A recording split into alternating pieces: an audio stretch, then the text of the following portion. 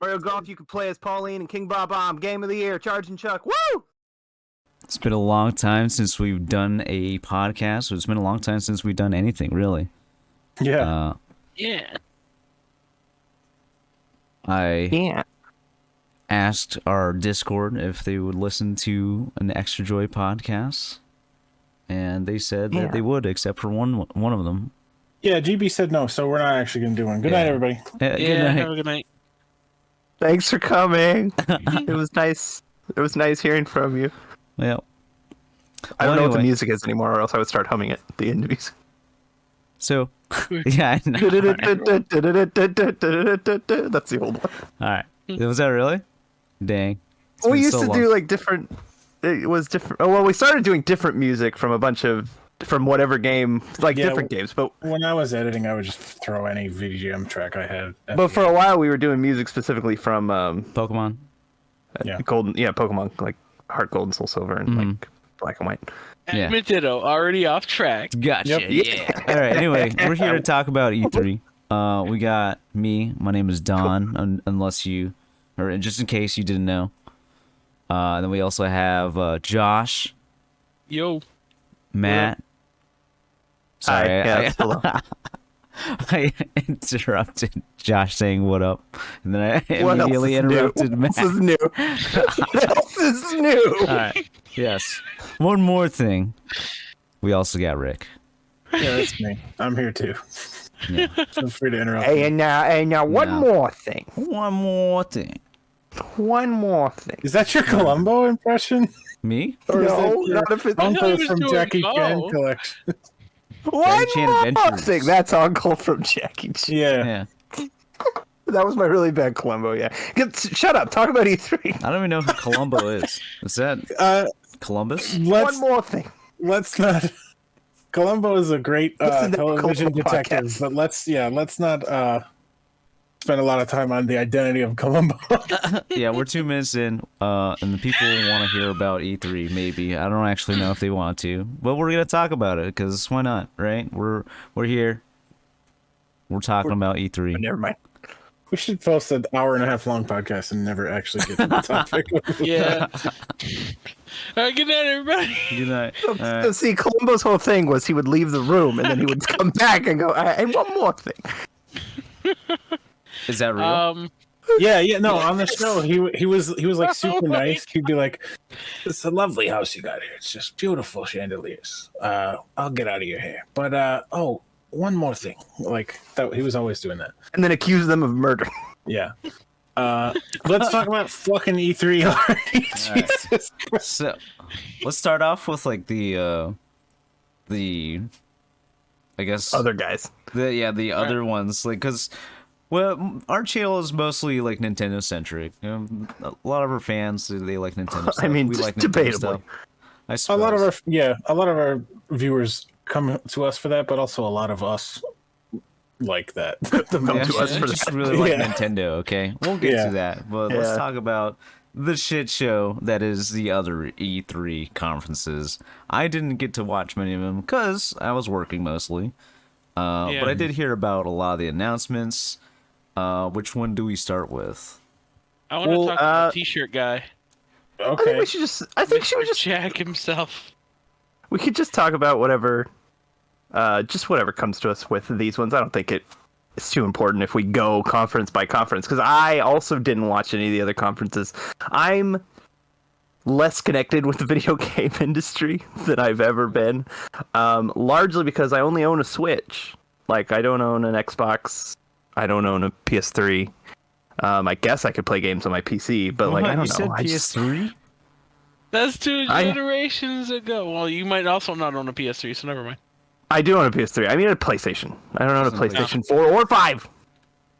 Nice. I'm just less connected with them, so I didn't watch any other ones. And from what I can understand, most of them weren't great. And to the half-hearted defense of the video game industry, of course it was going to be kind of bad this year. Last year was a pandemic. Yeah, I'm sure And it a lot really of these- I set a get lot the of things feeling back. that people don't understand that. Like, game development was affected immensely because of COVID. Nobody nobody understands how game development works. People expect video games to just be made. Like, that's the problem. Yeah. Yeah. Like, it comes out of a machine, man. Yeah, let's be clear about that. We're not like shitting on these companies for not having anything to show. It's just I will shit on them for other reasons, though. Sure, but also, if you don't have anything to show, maybe don't do a conference. Just be like, hey, if you're just straightforward with people and be like, hey, we don't have a lot to show because we got hit pretty hard by the pandemic. I feel like I would hope to live in a world where a lot of people would be fine with that.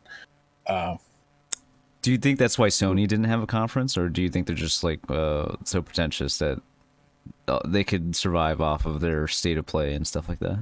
Yeah, they do their own. They do their own thing now. Yeah, I mean, that's it's it's funny. I was kind of talking to this about with my coworkers. Nintendo originally was that company that was like, we're gonna do our own thing. We're not gonna do E3. We're gonna have our Nintendo Direct, and all these motherfuckers started copying Nintendo. Like Iwata really changed the industry with the Nintendo Direct, delivering game announcements and stuff. I really think Nintendo Directs were one of the most brilliant decisions that Iwata made. So yeah, I prefer the direct approach, where like every couple of months all the studios just release their own stuff.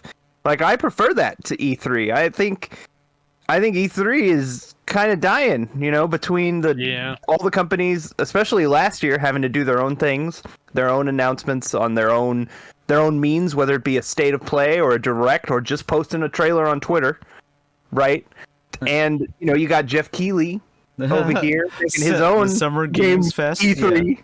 Yeah, making his own E3. So like, why shouldn't we stick with E3? The dinosaurs, like, I don't know. What but Josh, was his reasoning for that?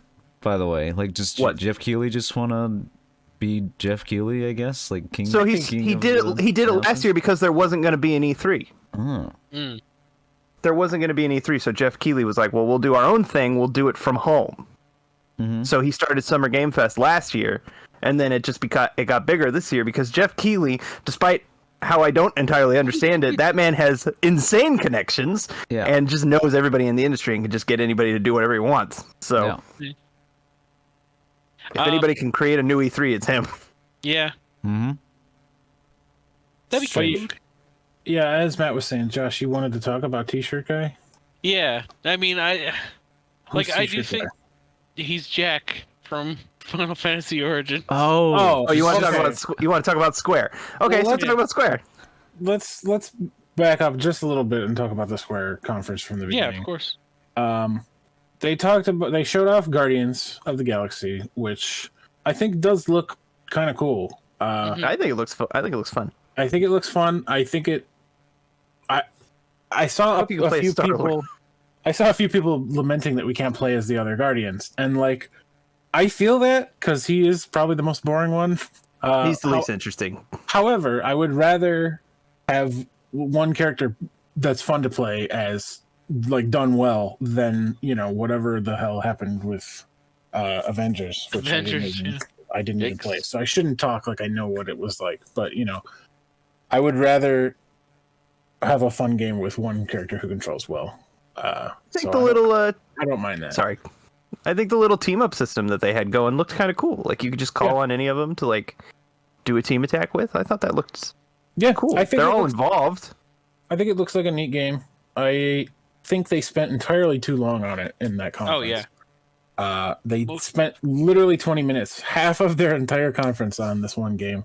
And that's not on the face of it like terrible, but they just showed a lot of the same stuff over and over again. They showed like Rocket getting thrown across the gorge in the trailer, in the live gameplay segment, and as B-roll during the interview segment with like the developers. I'm like, all right, you could throw a rocket over the gorge, or you could not.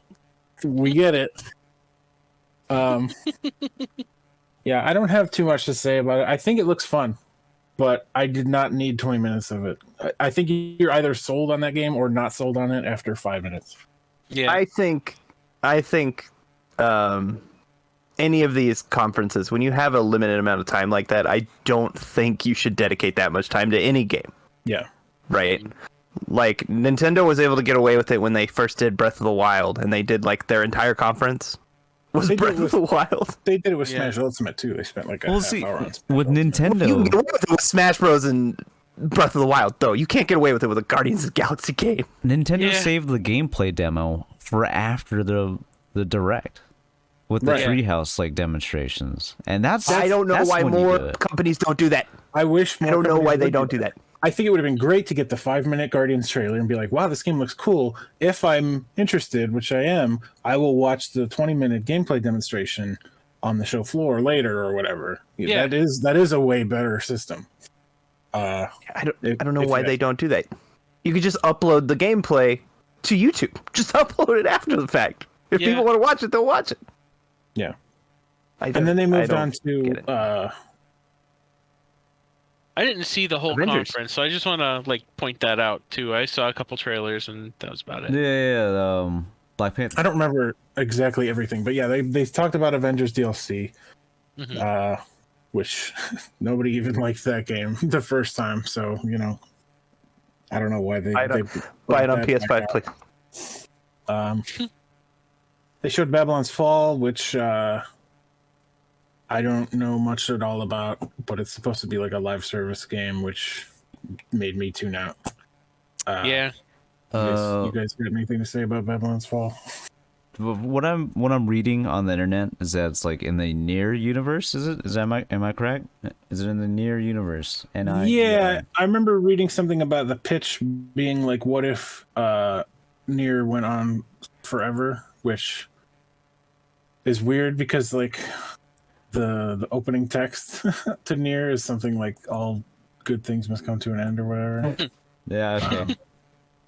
So yeah, that didn't grab me, but it didn't look like a bad game or anything. I just don't. As soon as I saw that it was like, like a live service, my eyes glazed over. Yeah. Well, they were also talking about Life is Strange remastered, right? They spent a good amount of time on that, which nothing against those games, but they are a known quantity already. It was weird to dedicate nearly a fourth of the conference to old games.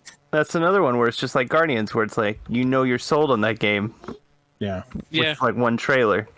You shouldn't dedicate 10 minutes of your time to these like story driven it's just like a narrative game, right? Yeah. Did they show off Final Fantasy 16? No, I don't think so. We skipped over this, but speaking of Final Fantasy, sandwiched in the middle of that stuff somewhere was the pixel remasters of Final Fantasy 1 through 6. And Rocco from Mega 64 had this hilarious video where he was like so excited, like, yes, give me these games on Switch, this is awesome.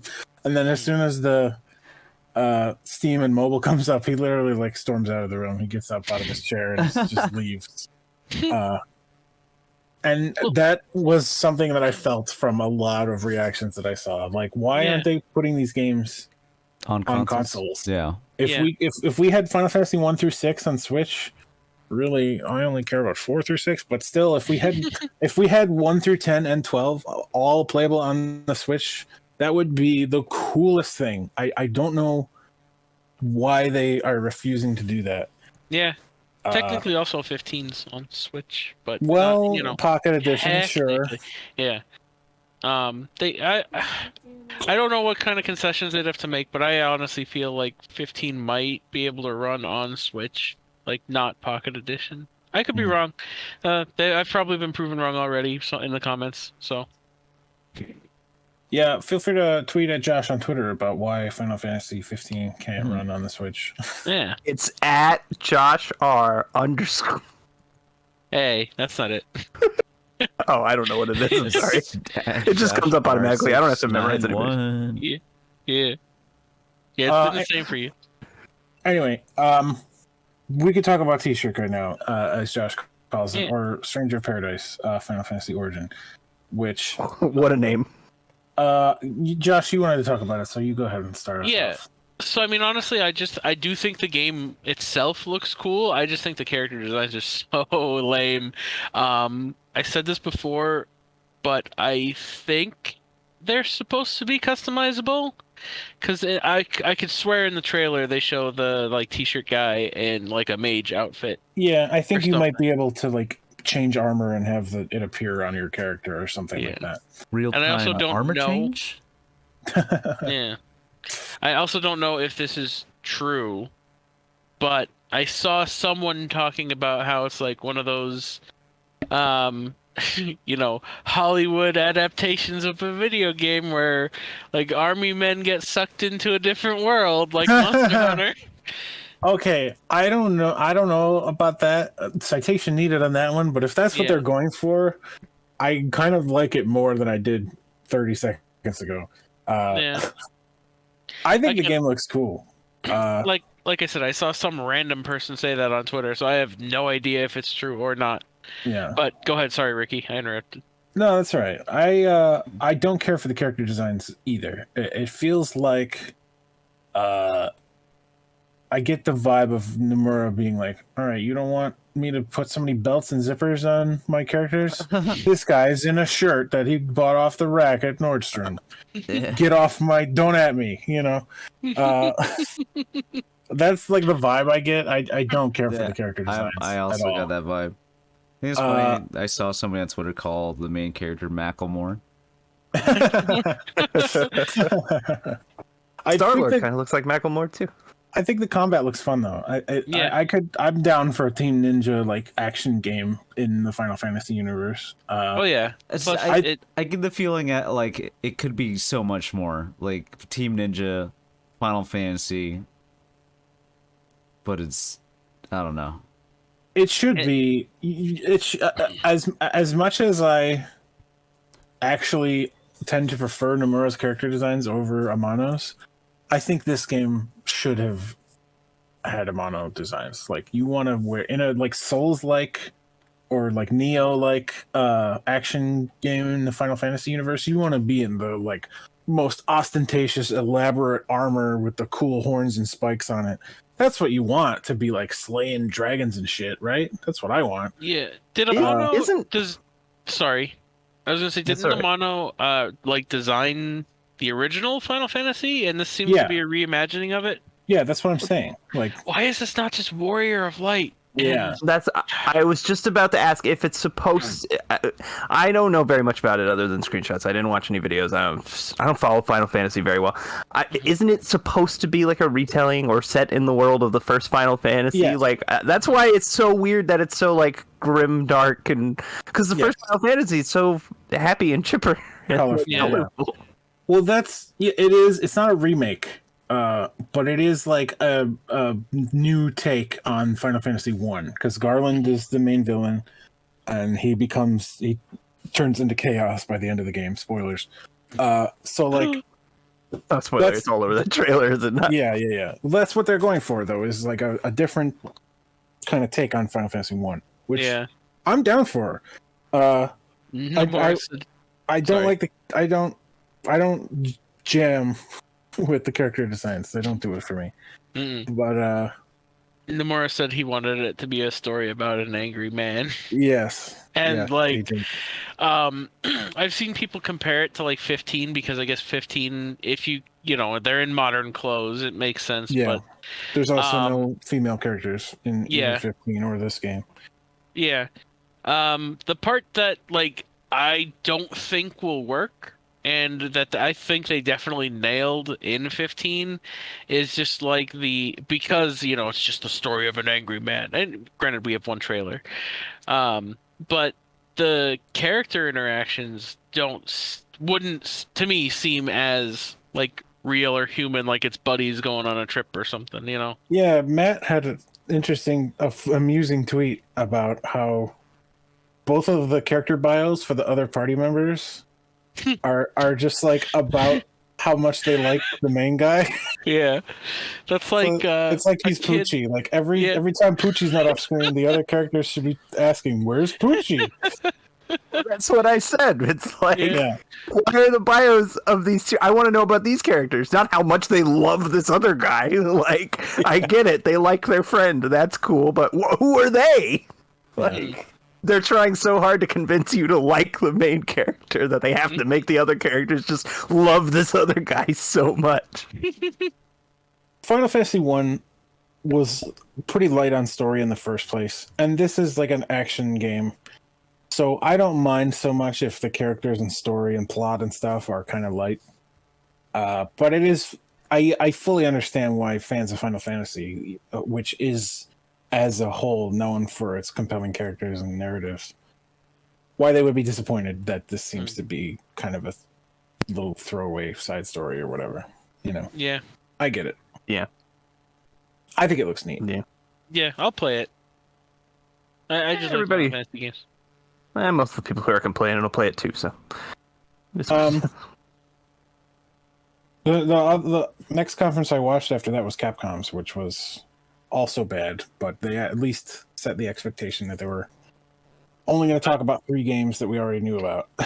So I honestly didn't even know Capcom had a conference. They did. yeah, And you didn't miss anything. yeah, they said in a Twitter thing that they were going to talk about games including Great Ace Attorney, Monster Hunter Stories, Too. Monster Hunter Rise DLC, which is basically they talked about like the cross collaboration. I don't know why I said that. Collaboration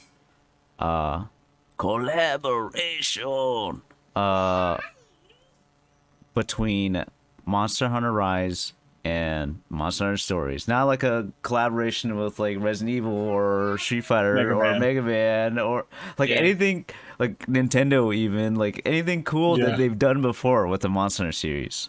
It's just we're collaborating with ourselves. Yeah, exactly. Yeah. Get excited. Also, we have Resident Evil Village DLC, but we can't show you any of it. So Yeah. But they listened to the fans, you know. The fans demanded that there should be Village DLC. They're listening. It's not like be more Lady D. It's not like that's what the D and DLC stands for. It better. They definitely were gonna make that DLC anyway. All right. But also like going back to the Monster Hunter thing. I think the reason why the collaboration is not like a crazy crossover with like Metroid or I don't know, Kid Icarus or something, Zelda, is because the game is eventually going to be on PC. So if you have like a cross promotion with like a Nintendo IP on the PC, it's not gonna. They're gonna have to like swap out the model or something like that for the PC version. I mean, they could just not have the event quest. They could do what they did with Monster Hunter World, where on the PlayStation you got the oh god, I can't remember her name, from the robot dinosaur future. Aloy. Yeah, I'm sorry, yeah. from Horizon. Horizon. Aloy. Zero Dawn. Aloy. Hire fans, lol. Yeah, hire the fans to fix Aloy. Oh, perfectly good-looking character. No. Don't even like acknowledge that guy. I was mocking him. Yeah, I know, but it's not even worth it. Okay. I don't know that. Yeah, It was in Monster Hunter. I had the PC version. That's why. Yeah. I don't know much. About Horizon's coming to PC. Who cares? Yeah. Ryu was also DLC, but you know that's Capcom throwing Capcom a bone. That's what I'm saying. Like it could have been anything, not Monster Hunter Stories, but they're just do it. They're trying their best to make Monster Hunter Stories too, like a thing, you know. And I respect it. They're putting a lot of effort into this game, like voice acting, English voice acting, even the first game. You know, it was Monster Hunter language. Yeah. So. I liked the first game. I was planning to get 2 regardless, but seeing a lot of stuff like it's in the future of, you know, that storyline and everything. Yeah, I'm excited. I want to play it. Yeah. I need to make time to play it. I bought the stories on my phone, and honestly, playing on your phone is better than playing on the 3DS because Yeah. it runs at a higher frame rate and higher resolution. And I haven't played too much of it, honestly. I mean, I've gotten probably further than I did on the 3DS, but I got pretty far in the 3DS one, but I didn't beat it. I don't know if I lost interest or probably another game came out, to be fair. pretty much everyone that I've talked to about it, they lost interest in it. Like Lugia's put 40 hours into it, but the problem is she can't remember, or like if she were to go back to it, she wouldn't remember what to do in it. You know, the problem with RPGs in general, right? Been there. Like at that point, it's not worth it. Yeah.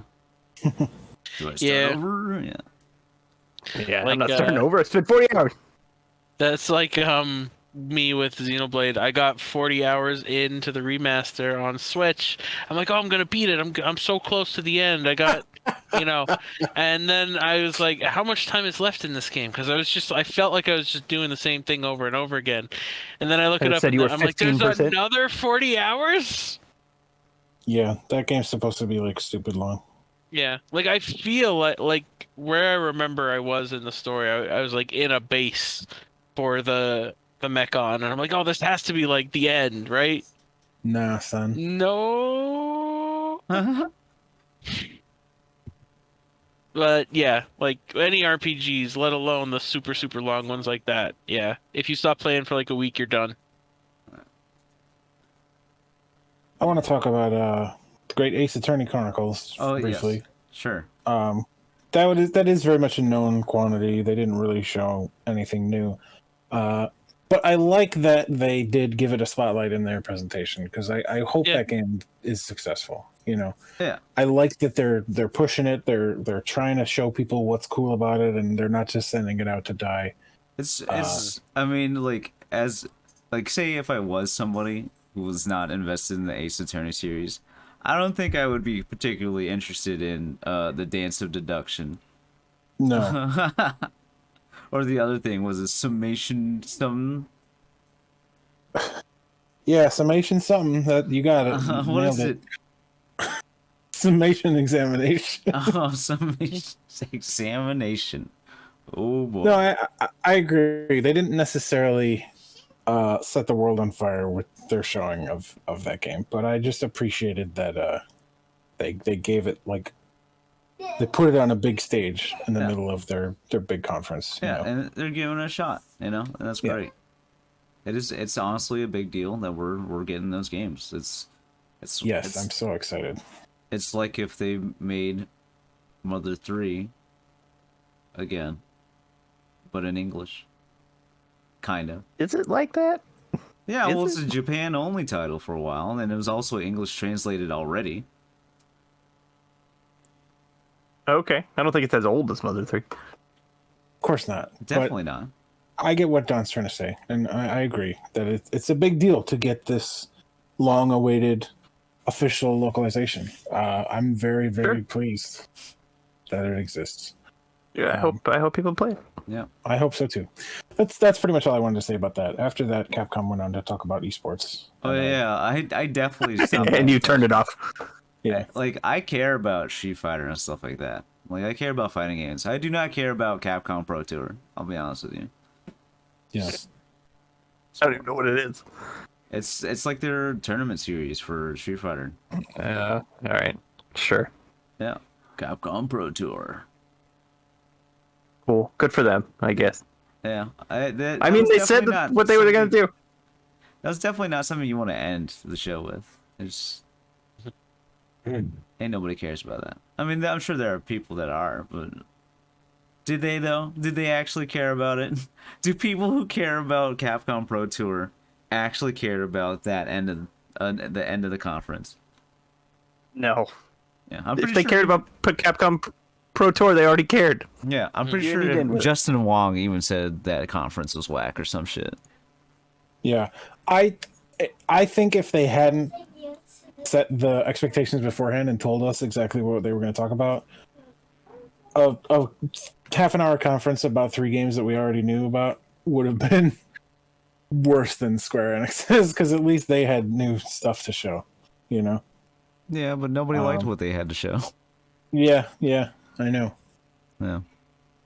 Yeah, like people shouldn't be mad about Capcom's conference because No, they I'm set not. the expectation. Yeah. Yeah. We Yeah. knew what we were in for. So it's hard to be disappointed. But when people they were wrote still holding out, you know, for Marvel People vs. Capcom still wanted 4. Mega Man. Yeah, they wanted.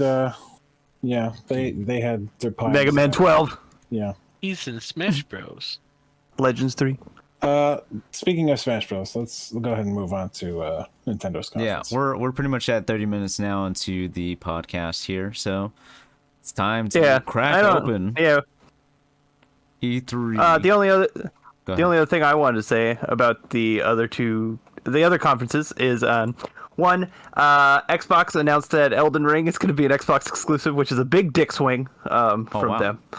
them. Is it really? So that's Oh, speaking of Xbox, I just wanted to talk about the best announcement they have ever done, and they're making a mini fridge.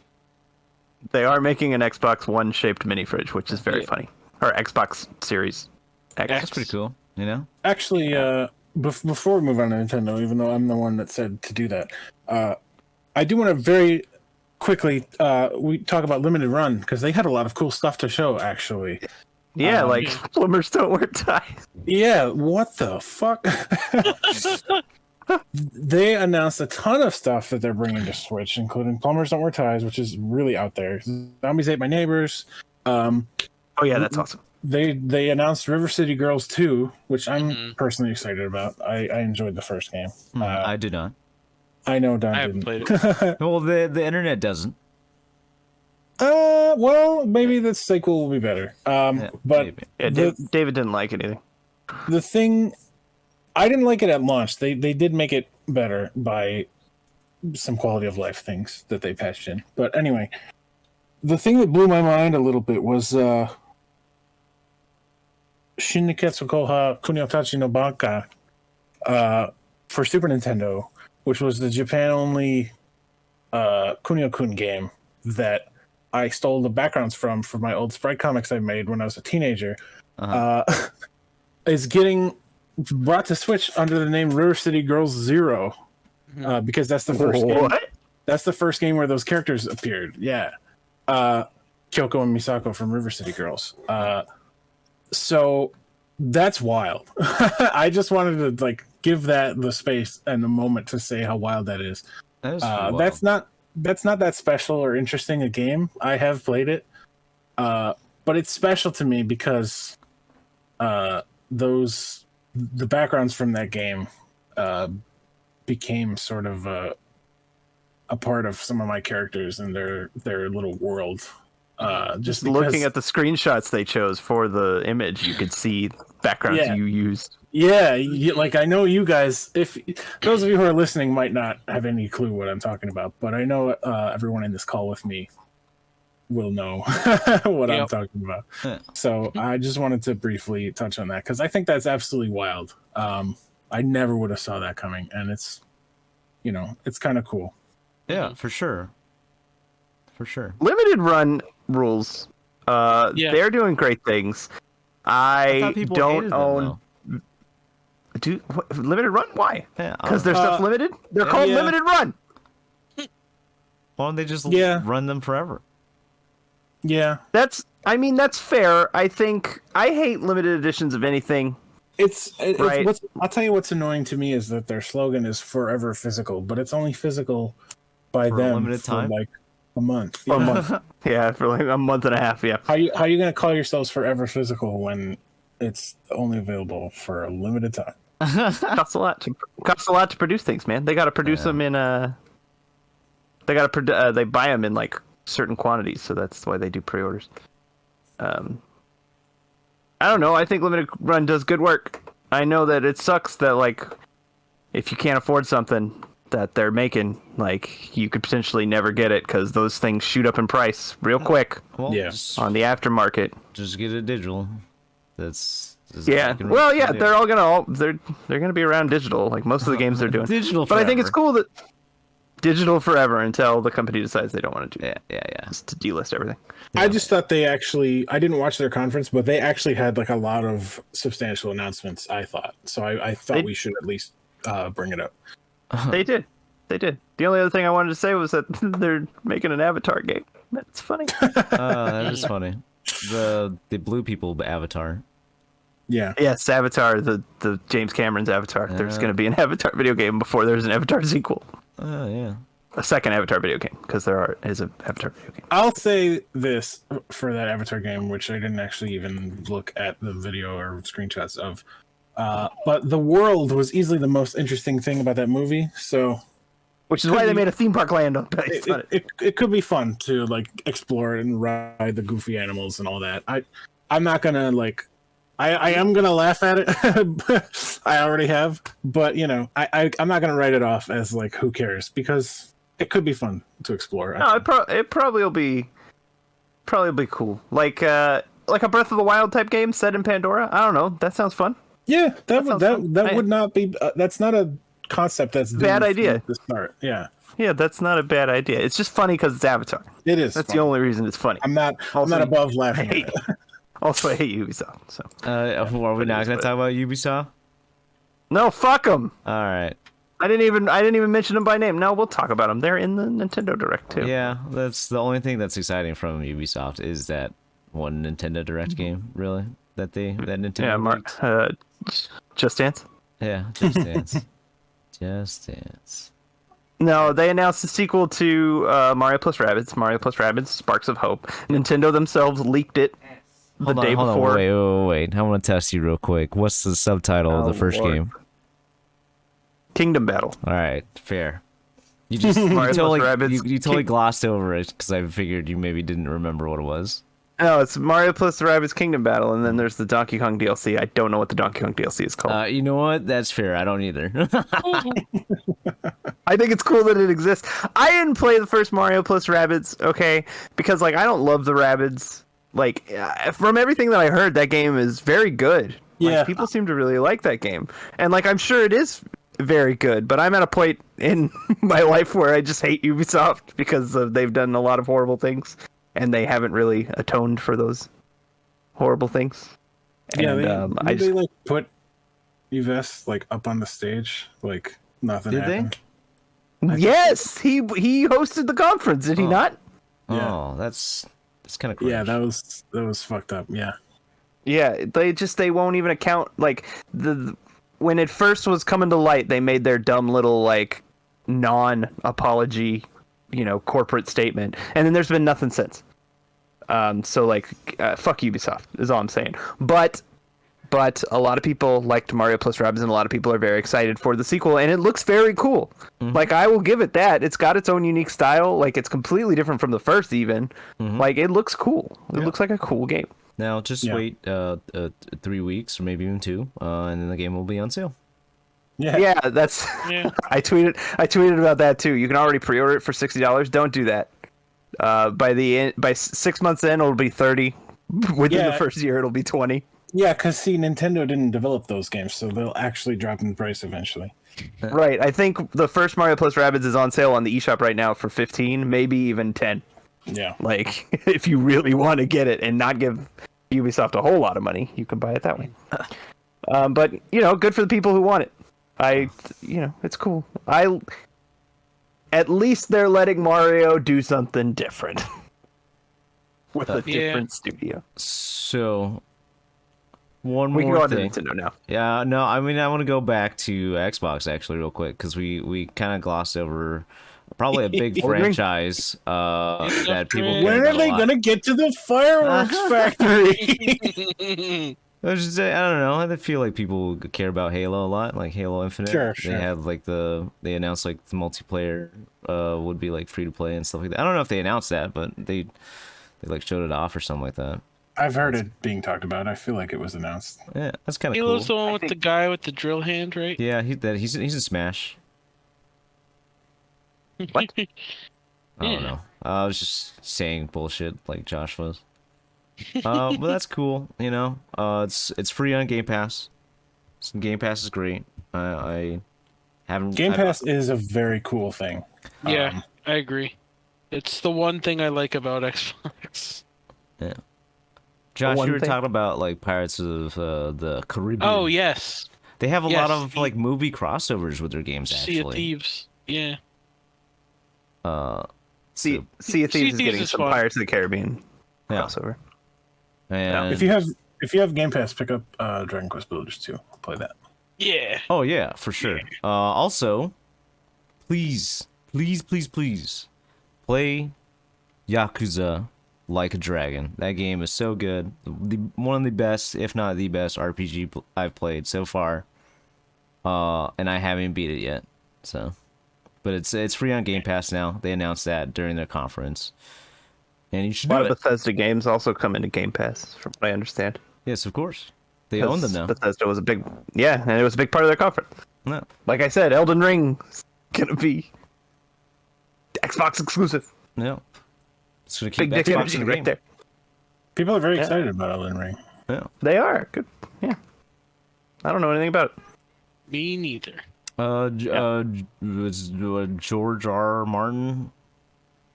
Oh yeah, he's He's Got something to do with it. I 2 guess hours. like he does the George R. R. Martin. I thought it was. I don't know. I'm not a huge fan. Not saying George R. R. that, like, Martin? I don't like him. I'm just saying I'm not actually a fan of him. So like I've never partook in the. you've never read a book or Yeah. watched the show. No, not at all. I've never Show read a he didn't book actually in my have that life. much.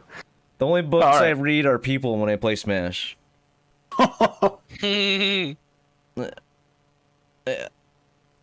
right, let's move Speaking of Smash, should we move on to that? Yeah, let's talk about Smash. on. Nintendo. We got Kazuya from Tekken in Smash, which is pretty wild. You can see some of our reactions to that on the channel. Most of us were pretty excited, and we loved the hilarious trailer. Yeah. The trailer ruled. Yeah, it was really funny. It was incredibly funny. Yeah. I think it's very cool. I think Bandai Namco deserves the rep. I think I love that it's a character that nobody was really speculating highly about. Everybody is in this like rut of like it's gonna be Crash, it's gonna be Doom Guy. And I love when they do shit like this or like Sephiroth that nobody saw coming. Those are my favorite reveals, even if it's not a character that I have a personal attachment to. It just makes me happy to be surprised and delighted by some new franchise or some new blood. So I very much enjoyed Kazuya. Sakurai's pageantry in these trailers is amazing. I look forward very much to his presentation because I love those. I would watch Sakurai as a Twitch streamer, like Yeah, dude.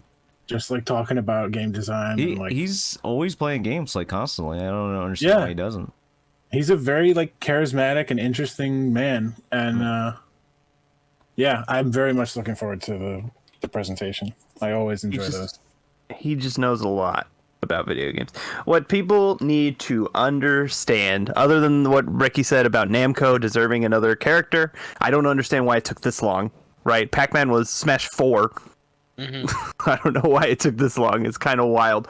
But what people need to understand about Sakurai is he does not care about representing genres or anything like that. He cares about mechanics and coming up with characters that are unique. And his whole thing is, how do I make Tekken work in Smash Brothers? And that's what he's going to talk about in that direct. That's all I'm saying. Yeah. He said when in the Terry presentation that like it's not important if the character's recognizable or like relevant. It matters if they're fun to play. And I wish people would take that to heart a little bit more, you know? I haven't seen too much negativity about Kazuya. I've seen quite a bit. More. I've seen some, don't get me wrong, but I feel like I saw more about Pyra and Mithra. It's just weird. I wish people would take it to heart. Like, wait until you get the character. I know when Terry was announced, people were unhappy. Oh, and yeah.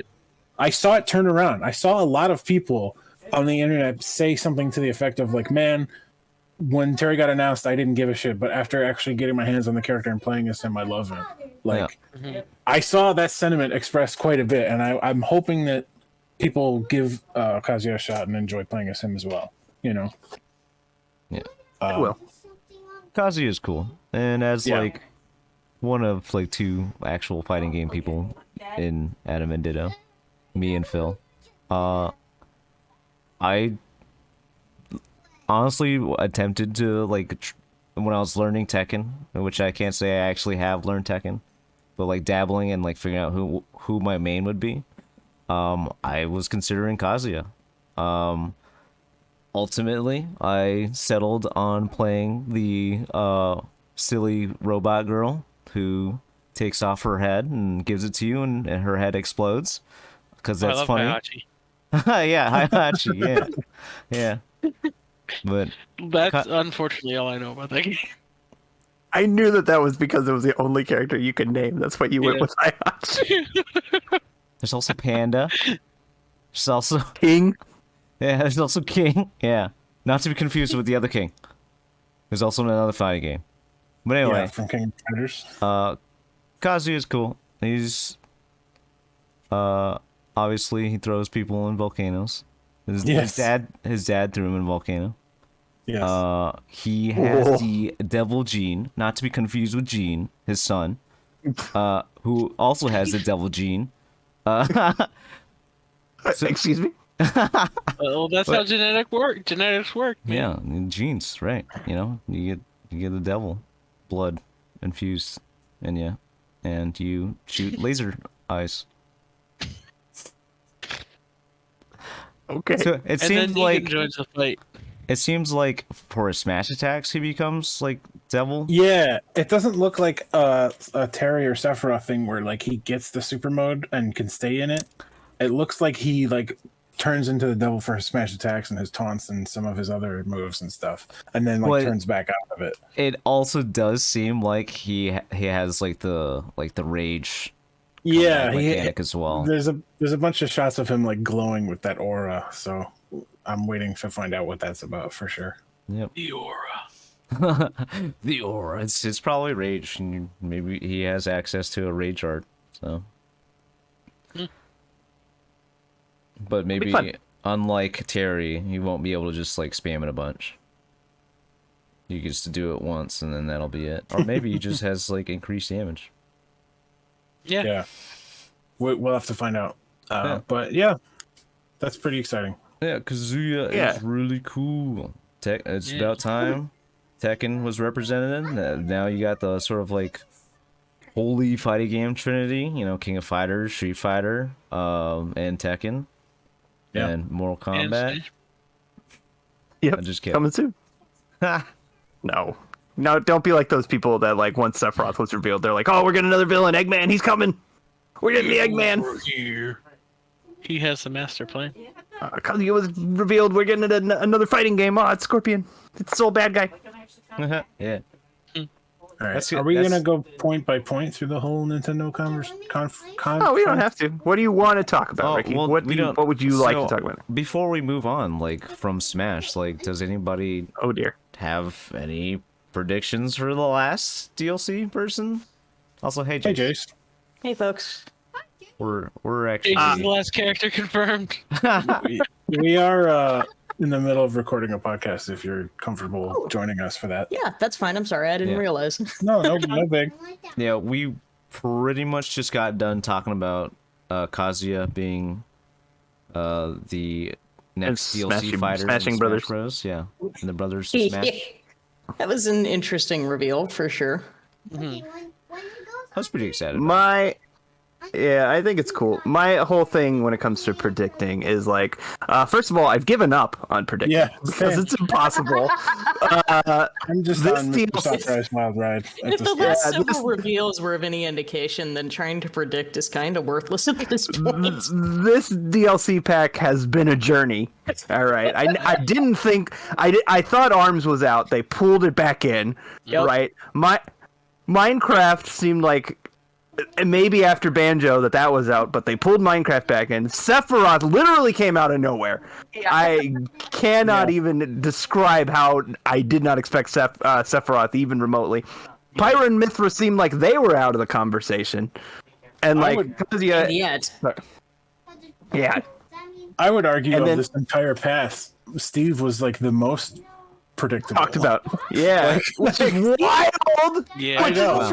For me, like that was the point where I was just like, I'm done trying to like foresee anything like about this game because like as you are not wrong. Like of all of them, I think like looking back, Steve was the most like obvious, but it still caught me off guard in a way. He that was just still like, well, way out there. Yeah, I'm done. Yeah. Yeah, exactly. that's what I'm saying. Well, I wouldn't that's predicted Steve, but I feel Yeah. like he was the most. He was the only one that I could have predicted. You know? yeah. A lot of people were talking about him, especially after Banjo. Yeah. The thing that I will say is that first of all, there's if patterns exist, they normally start to ramp down towards the end of the pass. Normally it hits like peak in the middle. So like Sephiroth is basically the middle. So and he to me is the most surprising. So I'll go ahead and say Sephiroth is the peak. Yeah. Right? And it seems to me like it's gonna ramp down. Don't expect something insanely hyped for the last one because we don't usually end on the most hyped thing. We've ended on Corrin and Bayonetta and Incineroar Byleth. and Byleth. Yeah, don't expect your brains to be blown out by the final character. Right. I Which was is why difference in a row. I think it's I high like potential. all those characters fine. I think it's high potential. It could be a Pokemon again. Honestly. Yeah, Yeah, I've been thinking that. I fully expect them to go the Pokemon route again, but they've surprised all of us before. So. I was just about to say basically the same thing. I think that the last character could go one of two ways. I think it's going to be I think it could be a first party from a recent-ish game from a series that's already represented, whether it be Pokemon. I know a lot of people are like, well, we already got a new Pokemon in this game, but it's fucking Pokemon. All right, Sword and Shield sold a jillion billion copies. All right, like just because you don't want a new Pokemon doesn't mean my 7-year-old nephew doesn't want a new Pokemon. Yeah, the game that have a Incineroar is 7-year-old from is already not the most recent Pokemon game. So yeah, I think that's entirely possible. I think like a Zelda character is possible. I think it could be first party. The only other way that I'm leaning is that this pass so far has not introduced any new like companies, right? It's all been companies that we've already had characters from in the game. And I think if we're going to get a new company, it could be the last one just because negotiations would have started the latest. So like it's entirely possible that if we get a new character like a Crash Bandicoot or whatever, it could be the last one simply because they didn't start the deal until late. So like development on them was late. I'm not holding my breath on that end. I think it's going to be a first party. And I think people should prepare themselves for that now. It's not going to be a Fire Emblem character, but it will be a first party character. Yeah, it's Lady D. Sure. You know what? Sure. Unironically, I'd be all about that. Yeah. Resident Evil shouldn't count it out. They did get spirits though, but like who cares? Yeah. But that's I'm not gonna predict a character. I do think Pokemon has a much better chance than most people are giving it credit for. But I wouldn't even know which Pokemon to choose. Yeah, like that's the thing. I don't feel like there is a front runner, quote unquote, for this generation of Pokemon. They throw in Decidueye just because people thought. No. I don't feel like Greninja or Incineroar were like the breakout stars of that generation. I think they can just pick a Pokemon and make it a star. Sure. I mean, I would argue that Greninja was definitely like if we're talking about like breakout stars. He was in the anime, that's fair, but Yeah. On the starters, not I think necessarily. Not necessarily when it was decided to put him in Smash, because remember that happened like early on in development, Right. not when he was announced. Right. I don't know if I agree with you that a Pokemon is like a shoe-in. I definitely could see it happening, but I don't. I didn't say anything's a shoo-in. I just said it was a high chance. It's failing. Matt said it's gonna be first party, and I don't know Oh well, about I that. think it's gonna be first party. All right. Yeah. I'm prepared for it to be first. We've already gotten this. This is a 6 pass. We've already got 2 first parties. Why can't there be 3? 3 and 3? Sure, I could totally see it happening. I don't know. I don't know. I don't even feel like I'm qualified to speculate. Neither am I. Those are just my mindsets right now. It's Petey Piranha this time. It's gonna start the DLC with a plant. We're gonna end with a plant. Oh my goodness. Oh my plan. It's Dragalia Lost Guy. Oh my god, that I would be kind of for it. I liked that game for the longest time, and then I just kind of stopped. I know we love Smash, but let's. Yeah, we need to move. We need to move on. We need to move on. You asked, so We'll be on this all night otherwise. I had just okay. Go on, move on. What would you like to talk about? Guardians of the Galaxy. You can play as Star-Lord. Well, is there? I want to apologize if we skip over a game that somebody was really excited about. But like looking at the list of what Nintendo showed, the next thing that I want to talk about, even however briefly, is Super Monkey Ball, Banana Mania. Oh, Banana Mania, but Bananarama. I think that's really cool that we're getting HD remasters of the first 3 Monkey Ball games. Yeah, I think that's awesome. I can't say I was expecting that, and I'm kind of into it. I'm not gonna lie. Yeah, I'm not even like a huge Monkey Ball fan, but I have played it, and they're always like fun puzzle games. So yeah, once a long time ago, but I would happily like pick any of these up. Monkey Ball's fun. I played the first one. I probably made it like halfway through. My brother owns it. It's fun. It's a good game. Yeah, that's most of my time with it was on the GameCube, like in the original games. So those would be the ones I would be most excited to pick up again. So I think that's pretty cool. It's the 20th anniversary, which I know. Yeah. I know. God.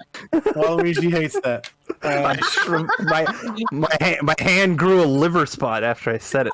Yeah. Dang. I can feel the gray hairs coming in. Oof. But I know we're all just chomping at the bit to talk about the very next thing that came right after Super Monkey Ball, which is Mario Party Superstars. Yeah. Yeah. I am so excited for Especially that. since they have online now. Yeah, you know what else I saw in the small print on the trailer was that it saves between turns in this one, which means the problem with Super Mario Party Online that I kept having with Kyle, where we would get disconnected and have to start the game completely over from turn 0, is fixed now. So That's awesome. They've not only given it online from the start, but they've learned from their mistakes with Super Mario Party's online. And that makes me so excited. I want to find out what the last 2 boards are, because I hope they're ones that I like as much as I like Spaceland. I hope they do DLC for this game and give us a few more boards. 100 minigames is a lot, and I'm pleased with that amount, especially if they're like good ones from old games. But I think 5 boards is a little... A lot of them are from the top 100. Yeah. I just want to say, what a world we live in where Nintendo actually learned from their online mistakes. Right? Seriously. This really does feel like the top 100 like done right. Like that game not having like a board mode other than the like Star Rush single board that it had was such a misstep. And this feels like they've 100% been like, okay, we get it. That was kind of stupid. You want the boards too, so here's the boards too. I'm so happy about this. I love Mario Party, and I'm gonna be playing it. Yeah, we should play it tonight. Yeah, it looks great. It looks great. If you guys are down. You can play as Birdo. Yeah, you can play as Birdo. Birdo's back. Love Birdo. Yeah. Birdo's trans icon Birdo. We stand. I was gonna. Man, I lost my train of thought because I'm thinking about Birdo. You can be forgiven for that. Relatable. Usually am. Yeah, I love the original Mario Party games. Not so much 1, but 2 and 3. Like I'm one of those people. Yeah. Who loves the first 2 Mario Party 2 and 3 a lot. And this the first 2 Mario Party games, you could say it. Yeah. The first one was proof of concept. Yeah. I like the boards in the first one, and a few of the mini games. All the best mini games from 1 came back in 2. So. Yeah, and they're back in this. Yeah. And I think Super Mario Party is a lot of fun. I think it's a really good game. I think that it has its issues, and I think this will fix most of those issues. I think it's interesting that they just recently released that online mode, and a lot of people were like, well, then that probably means we're not getting another Mario Party. But no, there was one right around the corner. Yeah. Comes out in October. Most definitely what happened is that they were developing this game and then they retrofitted that the stuff that they developed for the engine, like they're using the same engine, but they added the online for this game, and then they're like, okay, we could put this back into Super Mario Party. That's what happened. Definitely. That's absolutely what's happened. That's absolutely what happened. Sure it is, and I'm glad that they did that because like. A lot of people own Super Mario Party. Super Mario Party is still a really good game. It would be a shame to lock this online component to the sequel to force people to buy the sequel when a lot of them already own Super, you know? Right. And I get the feeling that this one's not going to have any mini games from Super Mario Party in it. No, it seems. Well, also, I would assume. I'm almost. I'll tell you, it doesn't, and here's why. It has controller support in this game. They made a point to say that you could play it with buttons, which is a shame that they had to specify that. But that says to me that it's all old minigames because you can't have like the waggle and HD rumble shit from Super, you know. Which, as much as fun as it is, I'm fine with like a top 100 like done well and right with like good mini games like and old online. ones. Yeah. And online, yeah. So I'm down. I'm there. Yeah. Yeah, dude. It's a big announcement, and you know anybody who doesn't agree can go F themselves. I'm sure it's not a big announcement for some people, but it'll probably be the best-selling game that they put in. I wouldn't doubt it. Yeah. Mm-hmm. Yeah. I saw somebody in the YouTube comments on like the Treehouse showing of Super, which is great, by the way. It has a lot of like mini games in it and gives you a better idea of what the game's going to be like. But I saw somebody that was like, I never played these old Mario Party games, so these are all going to be new to me, but I'm really excited about it. Oh, and that like warmed my heart. That's real sweet, actually. Like it's not just us old crusty farts that love the old Mario Party games that are excited for this game, Mm-hmm. People get to experience some of the best elements of Mario Party for the first time. Yeah. But that's enough of Mario Party. Friendship ended with Mario Party. We're talking about Metroid Dread now. Holy shit. Metroid 5. This was my highlight. Yes, mine as well. This was the highlight of the whole thing for me. This was really fucking exciting. Like I saw Sam. Sorry, go ahead. Oh, no, that's okay. I was just gonna say, I think it was the one thing, above all else, I think that I really, really wanted to see, and I simultaneously had my doubts that it would happen. But holy shit! I'm so happy that this actually happened because I'm super excited. Mm-hmm. Yeah. Go ahead, Josh. Sorry, I was just gonna say, at first, I was like, oh, they're finally showing off Metroid Prime 4. Yeah, I wasn't sure. He literally says they're not going to talk about Metroid Prime. Yeah.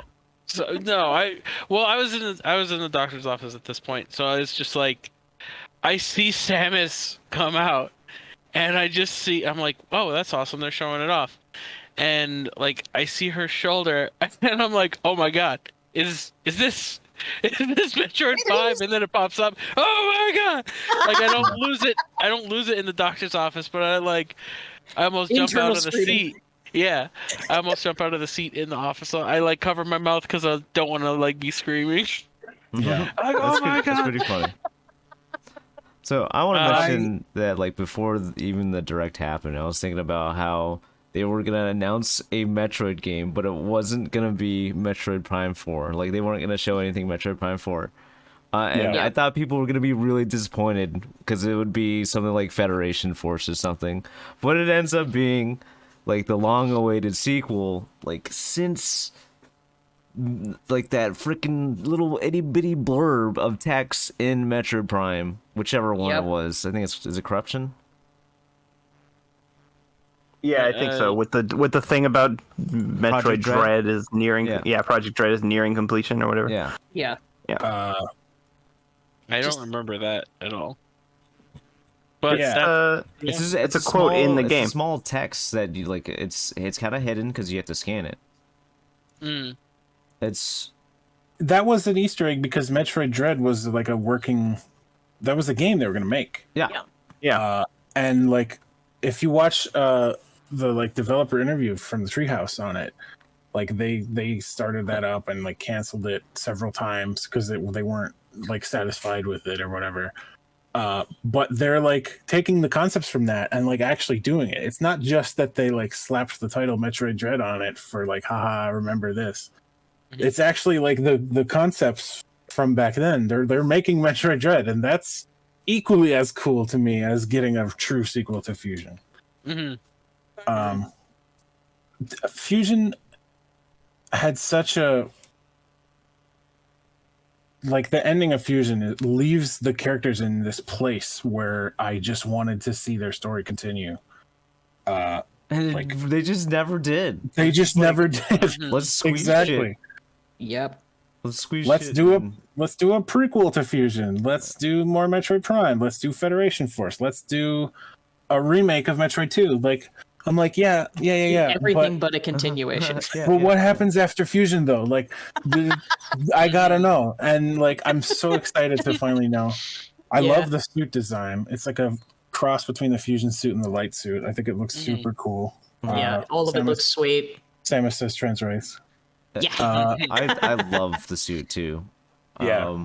You could see with like the organic parts that's like the fusion part of it. She's got the fusion helmet, and it's like like accented by white part, and that gives me like Spider-Man PS4 Yeah. vibes. I also see that for sure.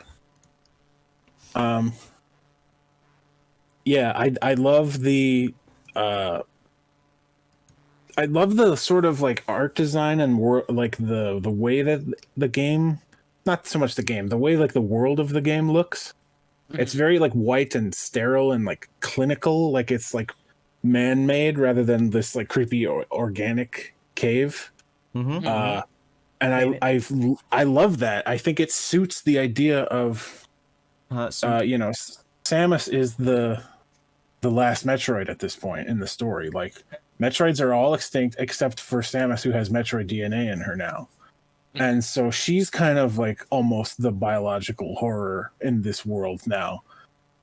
So they've kind of changed the world design to be like afraid of her. If that makes any if I'm explaining that right.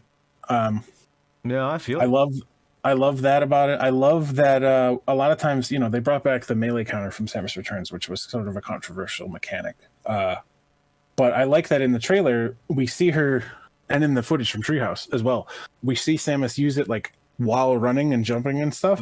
So it's a little more active, less. It's a little bit more of an action move. Yeah, you don't have to like stop and wait to counter something. You can like bum rush them and counter while you're moving towards them, which I think looks like a lot more fun. That does sound like an improvement. Yeah. Plus the new like Mega Man slide move. The whole concept of like a Mr. X or Nemesis type character who is like unstoppable and chasing, or like the SAX even is the same thing, right? Yes. Who is like chasing you throughout this facility and you just have to like avoid them. You can't actually stop them. Nope.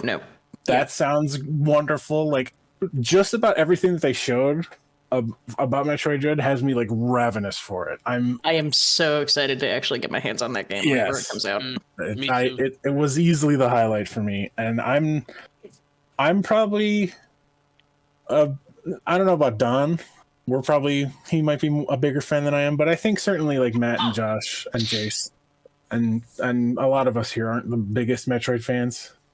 I got into it sort of late. I say sort of late, real late. After I played Symphony of the Night, I was like, I should probably play Metroid because, like, there's a friend of mine that always sends me, like, art and stuff, like, about Samus, and I thought, I don't actually know much about this series, so let's get into that. So after actually, like, playing, like, a couple of emulations, I'm super, super stoked to, like, actually keep up with a continuation of that series. So yeah. I've always been a bigger fan of 2D Metroid rather than the Prime games, so this is like my jam. Me too, honestly. It sounds like I feel like I should be afraid to say that, but I mean, 2D Metroid's great. So yeah, honestly, Fusion is one of my favorite games. Period. Okay, yeah. Like it's up there. I love Zero Mission too. I don't. Fusion was actually the one I started with. Yeah, Nice. same. I mean, technically, I started with Prime, but like as soon as I got my hands on Fusion, I just put Prime down and. You put Prime down so you could get the Fusion suit in Metroid Prime, right? Yeah. But no, like, Samus Returns is great. I didn't finish it. I don't like how that game controls. I do. I like that game a lot. I had some complaints with it, for sure, but on the whole, I liked it a lot, and I do trust Mercury Steam to make a sequel to it, or a sequel to Fusion, I guess. But you know what I mean. We pretty much successor.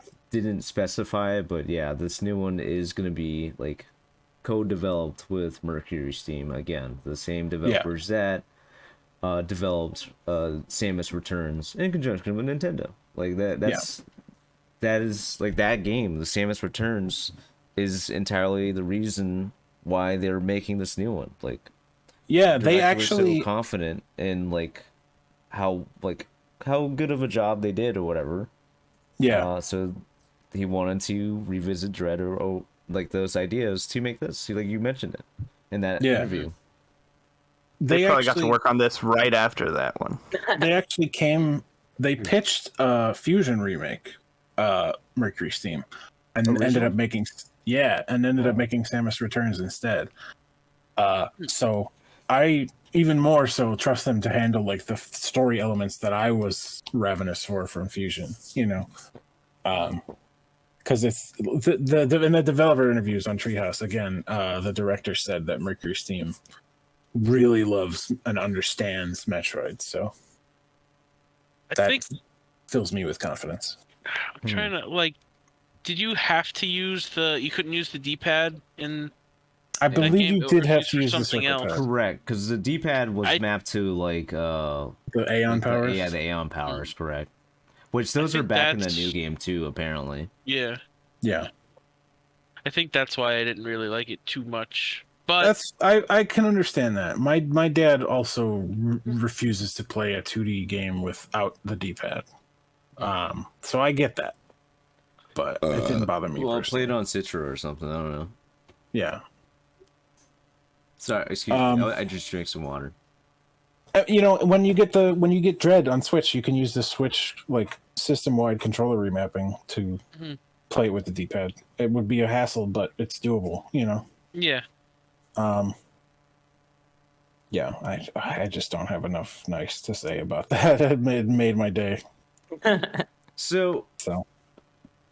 On the side of Samus Returns, like for me, I didn't like it as much as AM2R.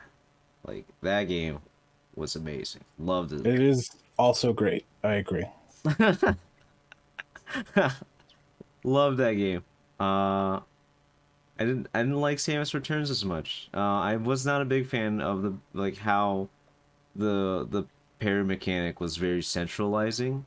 It felt like every interaction required you to sit there, parry, and then that's how you eradicate them very easily. Otherwise, it's a lot more difficult to like shoot them with missiles or whatever. Maybe not even kill them at all in some cases, right? Yeah. It was just annoying. But with you mentioned like you could do it while running, like having it be more mobile. That's more Metroid to me. Like I agree. Like, blazing, like shooting through doors and like getting through areas really fast and stuff like that. If you want to, right? I think speedruns of this game are going to be sick to watch, just from the footage that we've seen so far. Yeah. It's, I think like if they consider any like complaints with like Samus Returns and then improve it in this new one, then that'll be great. Yeah. Which it also seems like with even just like the spider ball mechanic, right? Instead of the spider ball, they have like you could just stick to walls like Spider-Man, and then you can climb on it. Right. Which I would assume, I don't remember if we saw it, but I would assume that while you're doing that, you could shoot stuff. Like, that seems like a better version of Spider Ball if you can also attack while you're clinging, you know? Yeah. So it does already seem like they took what they had in Samus Returns, learned from it, and are improving it for Dread. And then you have all the like the story elements that we look forward to, like with, you know, what's happening next with Samus and Adam and stuff like that. All right. Yeah. Can't wait. Yeah. Go ahead. And don't have to wait that long. No, which is also October. It's crazy. Yeah. Then end Very this year. excited. Shin Megami Tensei 5 and Metroid Dread. That's kind of crazy. Well, I think it's one of the biggest surprises of the Dread. Before we get to Shin Megami Tensei 5, which I am glad to see as well, even if I don't personally care. There were some games in between there. Does anybody want to talk about Cruis'N Blast? Sure. That's you. No, You're the one that said you wanted to talk about Cruis'N Blast. Actually, hold on. Me. He's talking about me. Lily, come here. You want to talk about Cruis'N Blast, right? Yeah, Cruis'N Blast, that car game with the unicorn.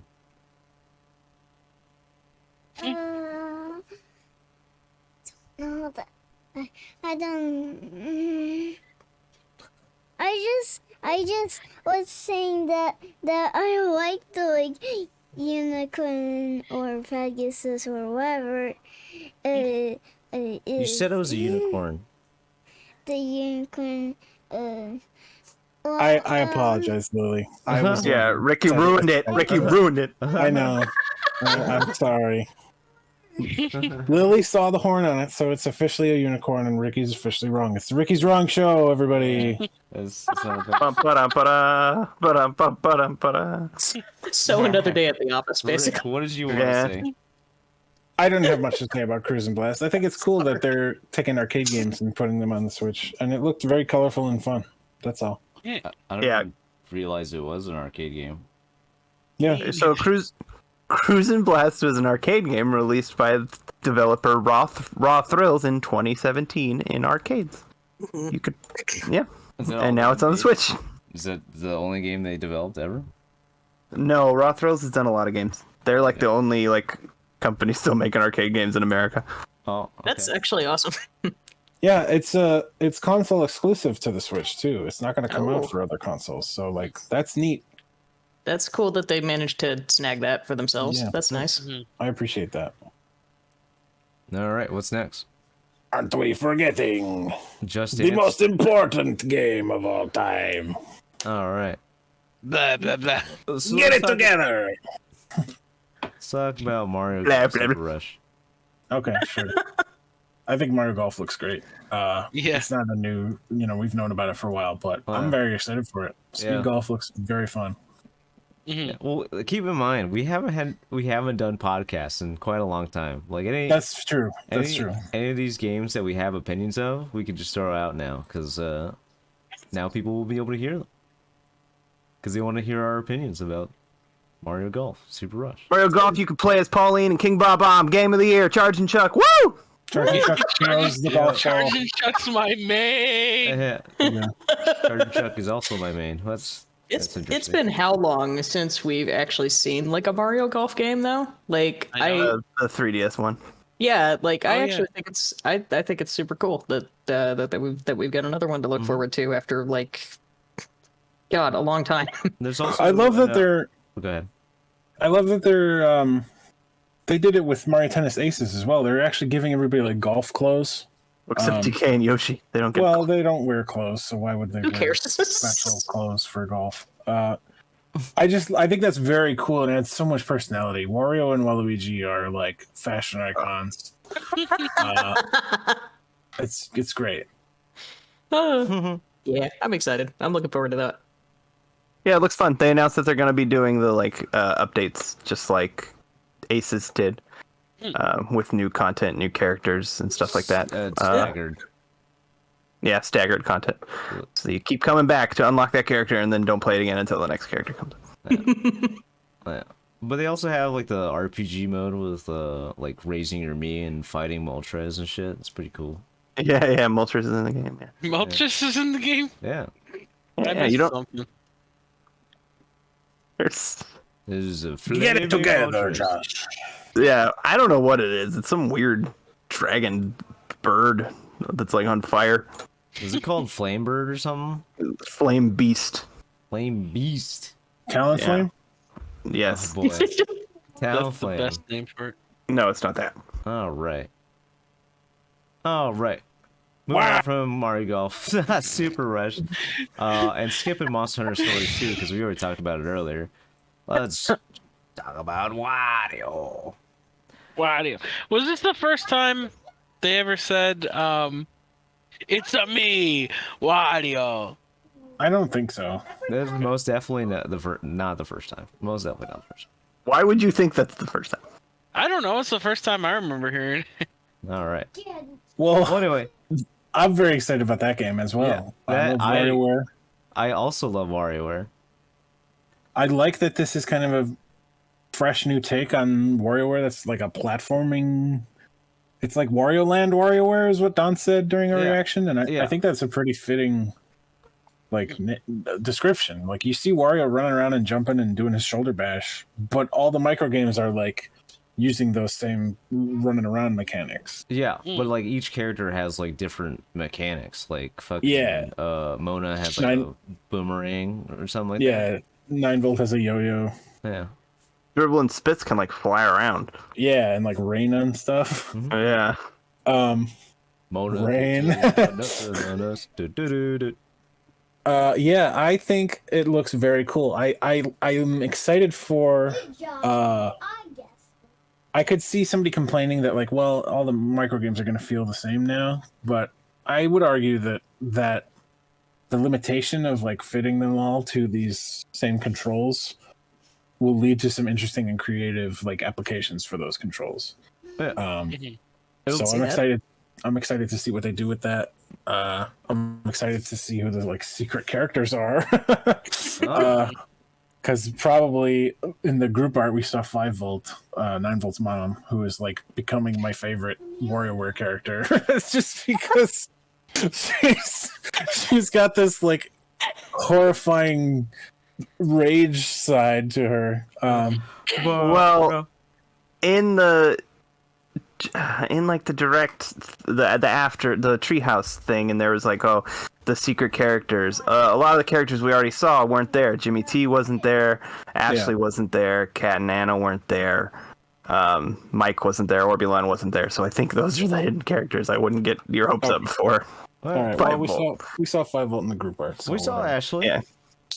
Yeah, but not in the like thing where it showed hidden the character select screen. Ashley wasn't. Yeah. She was. I'm sure she you wasn't there. gradually select them. Like I'm sure, like as you like play more micro games, it'll be like, oh, you unlocked me, Mike. whatever. Yeah. Or that they'll have like some storyline where it's like, oh, Mona Pizza's got nothing on us. Yes, that will be the storyline. I'm just saying that there's like 5 empty slots there, and we already know 6 other characters. Oh, it could be like Smash Brothers, where the new slots appear. Everyone is here. Everyone is course, here. Yeah. Every Master Madness.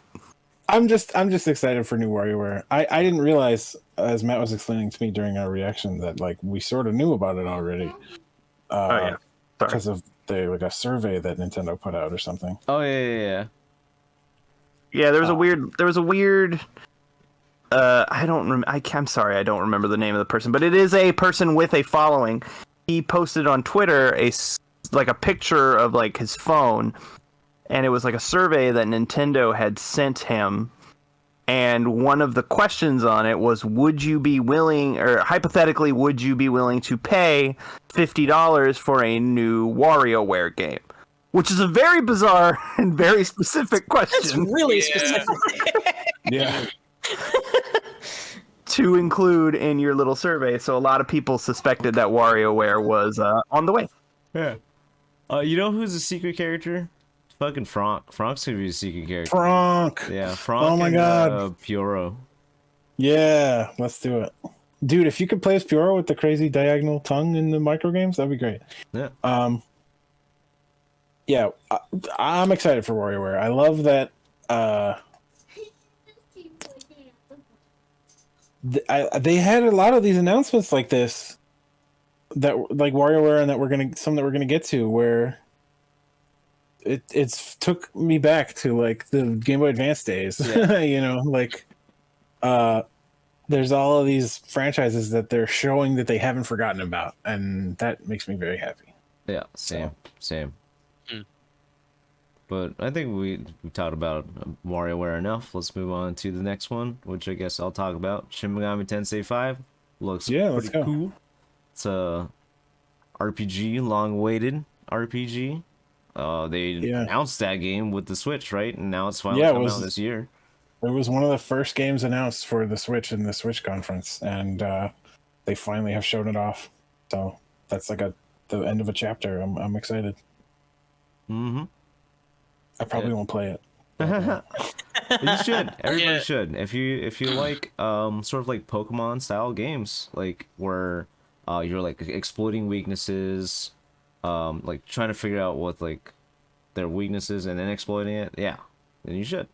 And then there's like a lot of there's kind of like a collection aspect, except you instead of like throwing a Pokeball at the demons, you have to negotiate with them. It's like a Pokemon game where you like talk the Pokemon into working with you. It's like, come on, and be a the pal. Pokemon are assholes basically. Yeah.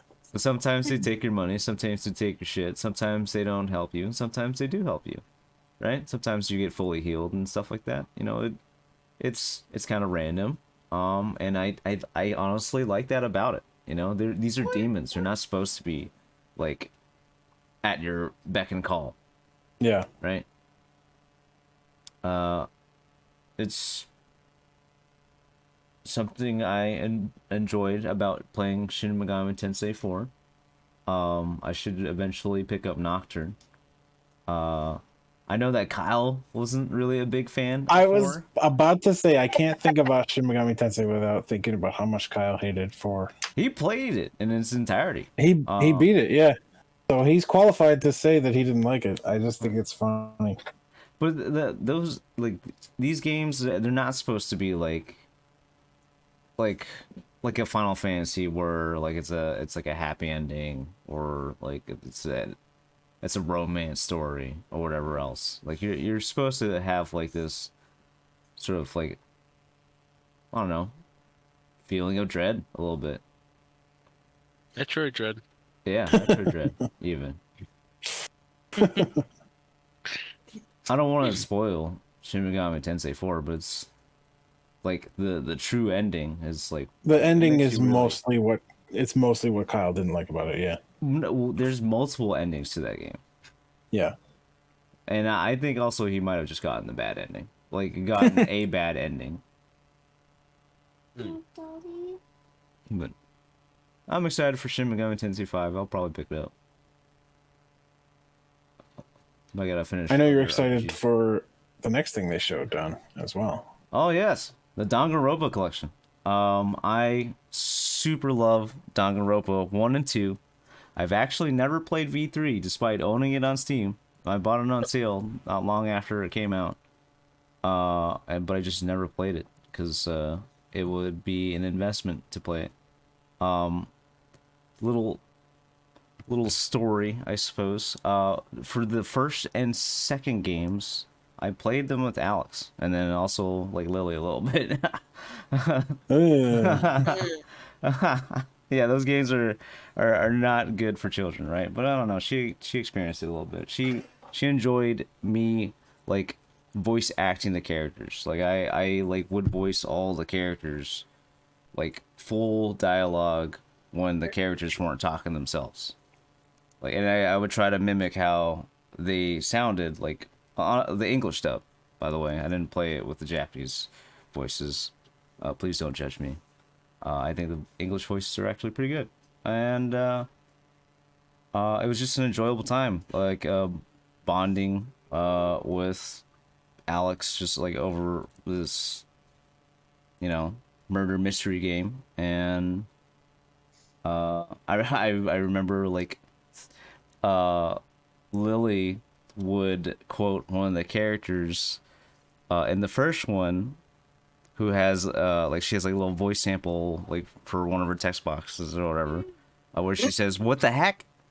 And so like Lily would also say "What the heck," which is that's not too bad. That's cute. Yeah, That's adorable. Yeah. So I really like the first and second game. I haven't played the third. Maybe I'll pick up the collection to play the third.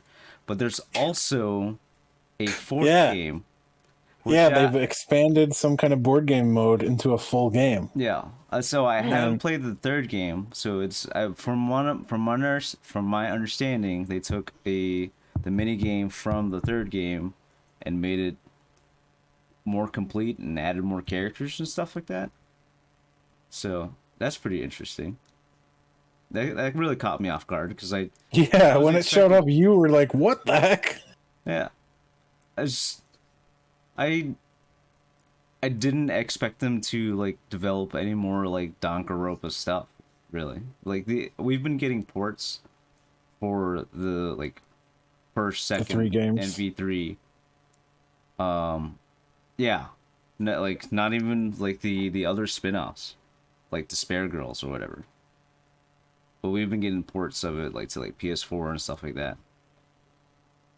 But this is like actually developed new content. And that really surprised me. It is pretty wild. Yeah. I wouldn't have seen that coming either. Yeah. That's pretty much it. I like Danganronpa a lot. I like Monokuma a lot. He's one of my favorite villains. He. In quotes. Yeah. I don't know anything about Danganronpa, so I'm assuming that's some kind of Sorry. spoilers. Yeah. But we'll move on from that. I don't have much to say about it, but I think it's cool they're giving Fatal Frame a new lease on life on the Switch. Yeah, that's actually really rad. Yeah. I have not played like Fatal Frame at all, but I do know like a couple of people who were excited about it, and I'm excited for them. And who knows, maybe I'll pick it up myself. I think it's cool that they're giving it another shot. Just another one of those games that they're not one of those franchises they're not forgetting about. Yeah. They're reminding you exists. Well, it's in Smash. It is in Smash, but like they could very easily just left it to die on the Wii U. It's been long enough. Tony Hawk 1+2 is coming to Switch, which I'm happy about. I was gonna say like Nintendo seems to love scary stuff, right? But while also not being entirely scary. Yeah. Like Luigi's Mansion. Yeah. Luigi's Mansion is very scary. Okay, have you played it? I have played it. I streamed it. I almost died of horror. A fright? Horror. Yes, fright. Horror. Horror. All right. I'm fine. Damn it. I can't even hear it, and like, oh my god, I can't hear it without laughing. All right. You said yeah, I played Tony Hawk 1+2 on PS4, and it was great. So I'm happy for Switch players to get their hands on it now. I want to talk about Advance Wars because I did not see that coming. I also did not see that coming. When like How Matt about a real surprise? got hype about Advance Wars, when I read the word Orange Star, I was like, wait, what? Mm-hmm. Yeah, that I'm was like, wait, that was what gave it away to me also, but I was a little bit behind you guys. So I got hyped. I got hyped about it just because there was Advance Wars was back. I've never even played Advance Wars really, but like I don't know. I just love seeing old Nintendo franchises come back. There's something like I have not played it myself, but my partner Vicky has, and she is super stoked and so happy that that this franchise is coming back, and I'm happy for her. yeah, they're giving it like the grand treatment too. The new art style looks great. It's both games of the first two anyway. Yeah. So the second they- game is actually even better than the first one. The second one's like honestly way better.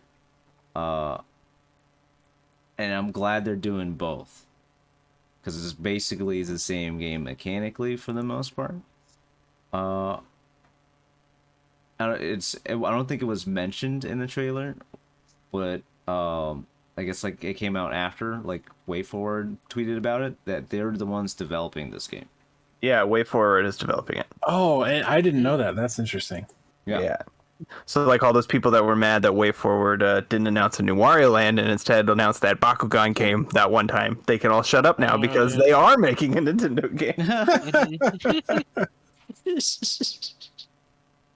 That's great. And I think in the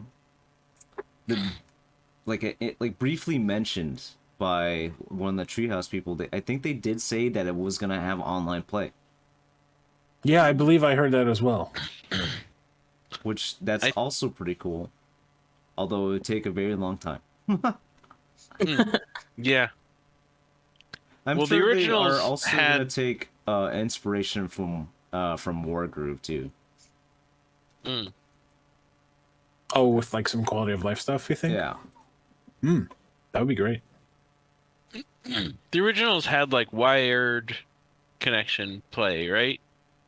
Like you could fight other The people. GBA Link, yes. Yeah. But you could also play off of one system because it's turn-based. Yeah. Yeah. This is one of the few games that was like multiplayer with one gamepad. That is pretty cool. At least I think so. I'm pretty sure. Yeah, it was for sure. How Very about good. that? Very good. Hyrule Warriors. Okay. I was gonna say that. DLC. Well, 1 and 2 is great. But my favorite is Dual Strike. But I don't know how they intend to do that game if they are gonna remake that. My guess is they don't. Yeah. But I would love to see it succeed and we get a new, just brand new Advance Wars. Yeah. Same. At some point, I'm worried about it because it's going to be $60. Yeah, I saw what you said earlier about that. I think I agree. I don't think it should be $60, but it's a lot of people are complaining about that. But it's at least 2 games, all right. And it's also I being understand. Remade from the ground up. If it was like I understand. If it was just like a fucking Final Fantasy Pixel remaster, I would be upset. I get that. It is being done from the ground up. It's being worked on by another team. It is 2 games. I 100% agree with you. I just think that this is how Nintendo sends things to die when they're unwilling to charge less money for something. It's been unwilling to test the waters as opposed to just like, pushing the boat out entirely. Right. It's been a long time since we've had an Advance Wars game. We don't know how it's going to sell in a modern climate. I'm just saying if you're going to remake some GBA games, maybe charge $40 and then the next one you charge $60. Yeah. Is WarioWare WarioWare? It's $50. WarioWare is $50. Yeah. Oh dang! Yeah, $10 whole dollars. Who answered the survey about Advance Wars, man? Everybody. They didn't ask about that one. The Nintendo pricing thing is a conversation for a different day. I don't want to rant about it forever, but That's I a think cool thing, yeah. I think Nintendo could benefit from maybe some competitive pricing for some of their Dragon Quest XI games. S on other consoles like went on sale like before it did on Nintendo Switch. Yeah, because Nintendo's publishing it on the Switch, so they're like, of course we're not going to lower the price because we don't lower the price of our games ever. No sales. That DC Superhero Girls game that just came out, Nintendo published, and it's $60. That game should not be $60. I'm sorry to the people who worked on it. I'm sure you worked very hard on it, but it's not going to sell at $60. It just isn't. You got to charge $30 for something like that for it to sell. Like, I'm just so sick of Nintendo, and every game we make is a premium. Like, come on. You know you don't have to do that. I would say 40. 40, sure. DS games were 40, right? Yeah. Yeah, 40 would be a reasonable price for something like this, but... I'm just saying that, like, you don't release something like Sushi Strikers for $60. Did they? Because that's how it goes to die. Did they? Sushi Strikers might have been 40, honestly. Oh, okay. It's still died. I'm pretty sure, yeah, Sushi Strikers did die. Anyway, that's my rant over. Advance Wars, it looks really cute. Also, I love the name Reboot Camp. Give whoever made that game a raise, or came up with that name. It's very good. It is very good. I agree. All right, you can talk about Zelda now, Josh. No, I was just gonna say, like, I'm not too excited about the Age of Calamity DLC. I'm kind of already past that game. Did you beat it? I beat the story. I didn't beat it, so I'm still gonna play it some more. However, I thought it was weird how they were like, we have one last thing to show. Here's Hyrule Warriors DLC, and there's 3 more things after this. So wait a minute. Well, I thought meant Zelda as a whole. Yeah, I still thought it was weird. But yeah, I think playing as a Guardian looks very cool. I think Link's Guardian leg nunchucks also look like fun. The motorcycle is yet again a the motorcycle is very cool. I was hoping for a little bit more, I think. Have we seen Robbie and Pura yet? No. Like, where's Robbie and Pura? Come on. DLC pack 2? Aren't they? We don't know. That's not listed. It just says that more characters and like story elements will be added. It doesn't say which characters. Yeah. For all we know, it could just be Link with a different weapon. Well, there probably will be more Link weapons, which is fine because the way those games work, a weapon practically plays like a completely different character in the first place. However, we know Robbie and Pura are coming because this is how these Warriors games work. Whenever there's like these prominent NPCs who have these like fleshed out movesets, they always end up being DLC. It happened with Fire Emblem Warriors. It happened with the first Hyrule Warriors. So show me Robbie and Pura, you cowards. That's all. That's all. Like, I wasn't disappointed by that. I just, I was still hungry. So they didn't even really show Zelda on the bike. They just kind of showed like a scene of her riding it, not even attacking with it. It was just like, it's coming. Like, it was so weird. It was a weird announcement of nothing, really. Yeah. Like, they showed off 2 little things. All the Zelda stuff was really small. It was almost like a mini Zelda Anniversary Direct in 2 minutes. Yeah. That's what it felt like. Yeah. Or 5 minutes, I guess. Because after that, they talked about Skyward Sword some more.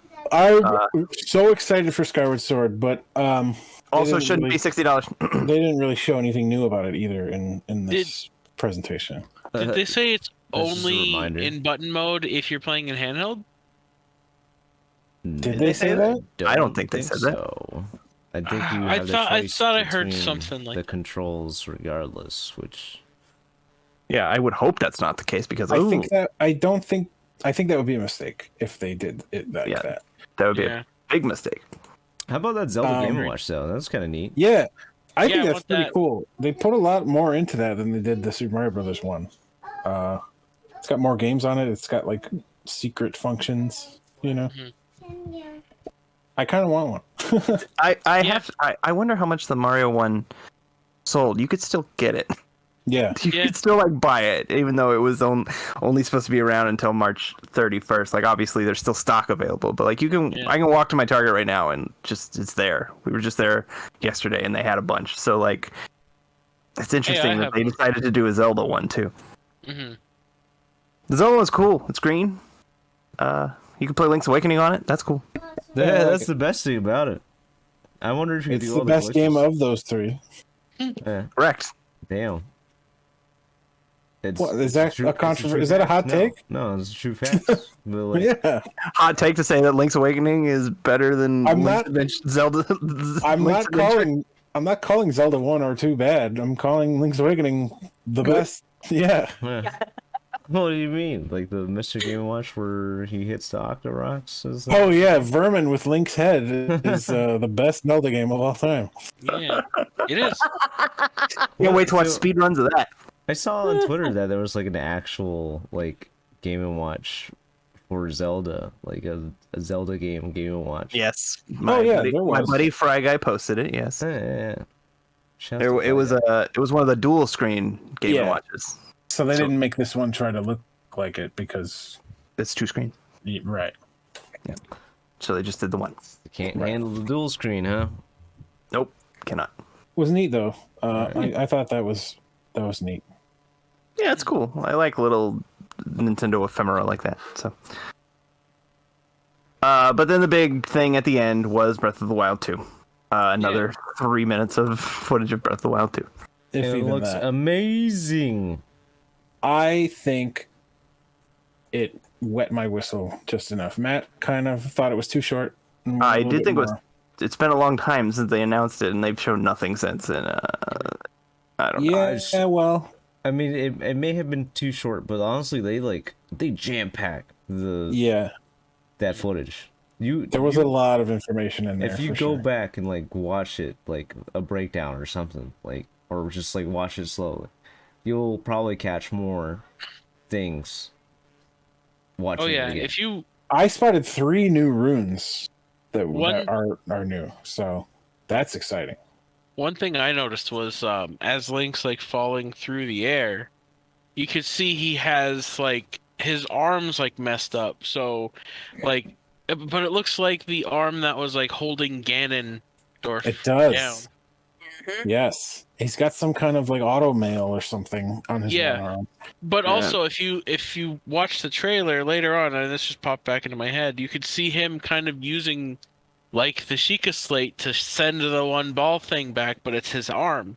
right. Yeah, Yeah, the arm is- he's most definitely in place of his like using a Sheikah slate. He's using his Yeah. arm now, without a doubt.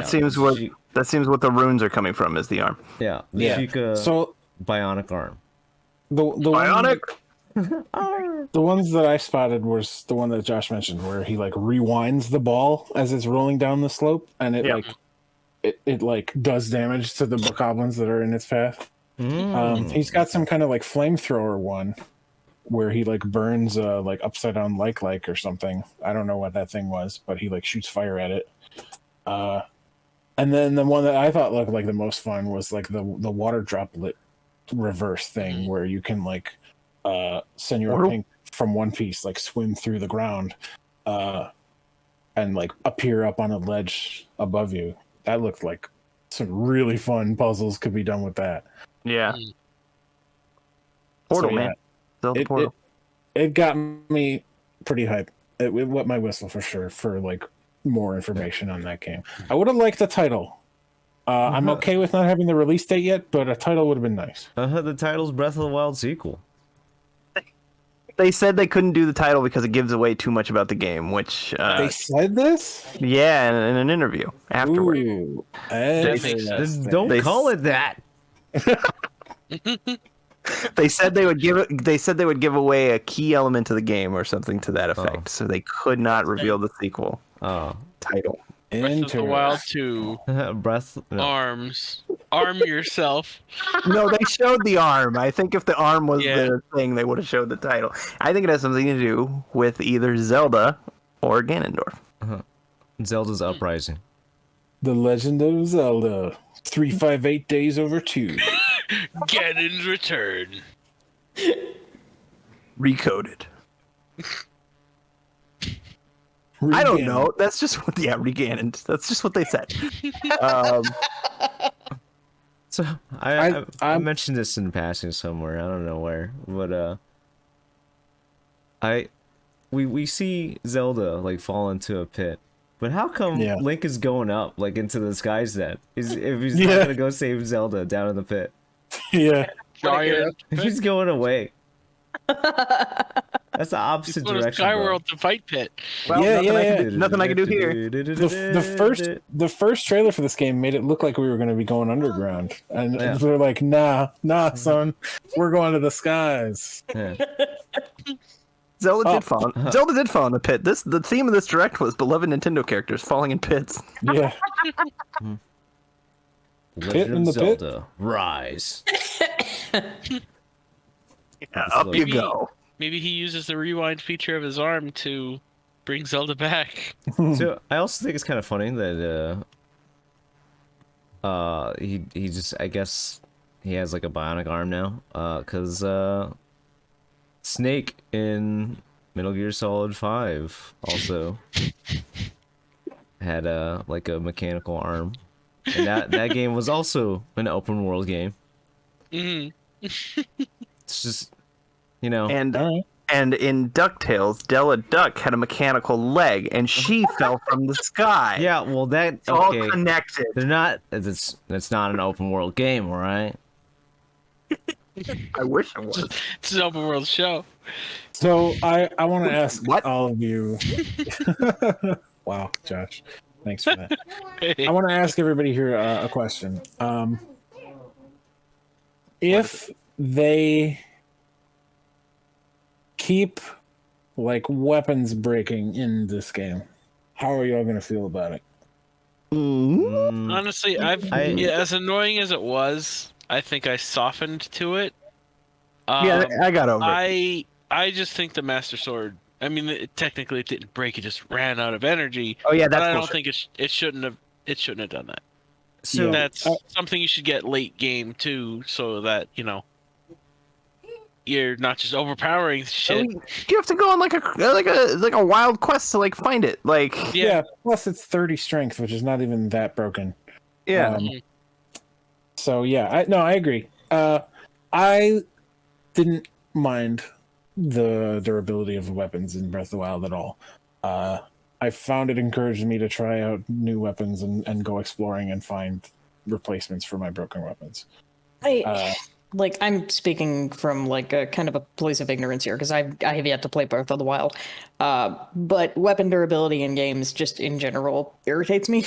I would like to not see that be a thing in future, but if it is, then it's not going to stop me from playing this game once I actually scrounge up the money for it, and it's not going to stop me from playing the next one. So that's why I'm asking the question, because it was a very contentious aspect of the first game's design.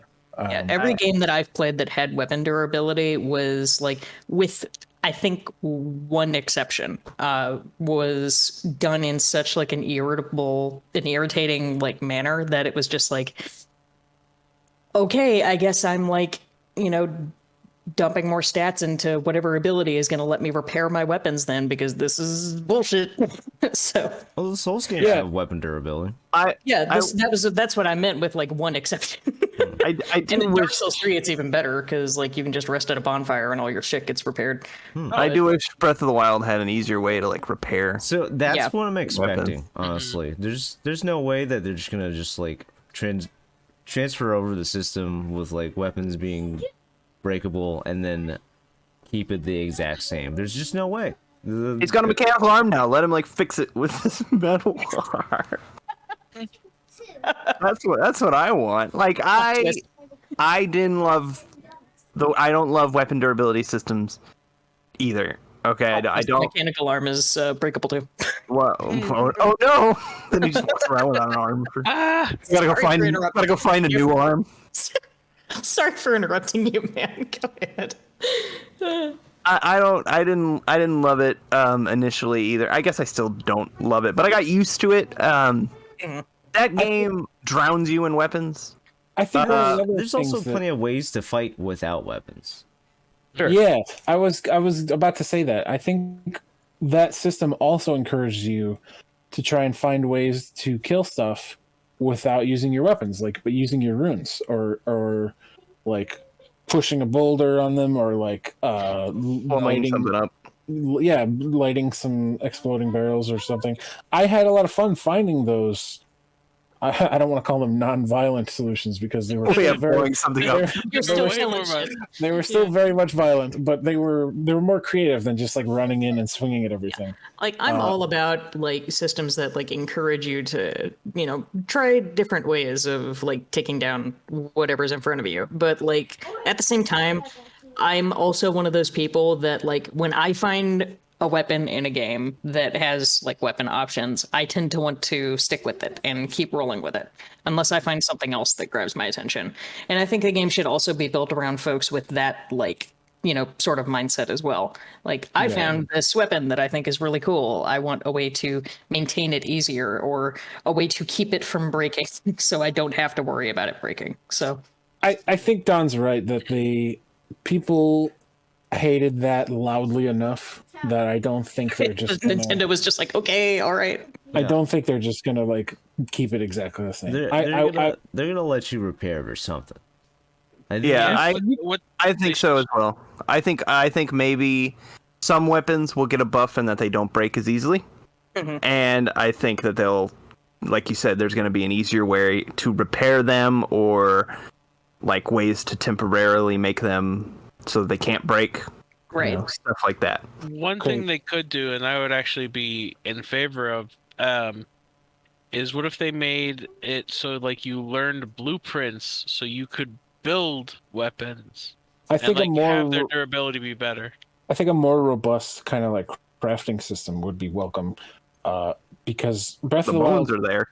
Breath of the Wild gave you a lot of like parts and wood and iron and shit that was used for nothing. It didn't really let you do a whole lot with. Yeah, the cooking system was very robust, but the crafting in terms of like, let me smelt some arrows or whatever was really not there. I could see that being a welcome addition in this. I'm sensing a theme with Nintendo games and crafting just not being that great. Animal Crossing? Let's talk about the durability of fucking tools, right? Yeah. This shit is annoying as fuck. That's extra bullshit. That's even worse. That's bullshit. Yeah. I think play Dragon Quest Builders 2. Yeah. The problem is with Animal Crossing is it doesn't add anything to the gameplay. At least in Breath of the Wild, like what Ricky was saying, it's there to encourage you to think on your feet. Right, the weapons break so that you come up with a new way around whatever situation you're in. You have to try out new weapons. You got to find new weapons. You got to blow something up. And Animal Crossing is just an inconvenience. There's no new way to catch fish. You just have to get another fishing rod.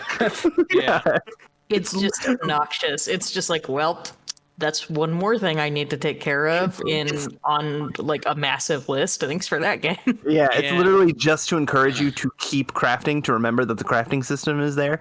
And it's bullshit that you can craft like a golden tool and it can still break. It's the same as the Master Sword. Like the Master Sword shouldn't be able to break, the golden tools shouldn't be able to break. Fuck the crafting system for the tools in Animal Crossing. It's just real find them tools. Yeah. I think the normal crafting system in Animal Crossing is fine. It's a little tedious, but I think it's fine. It's the tools that's dumb. That's like, dumb.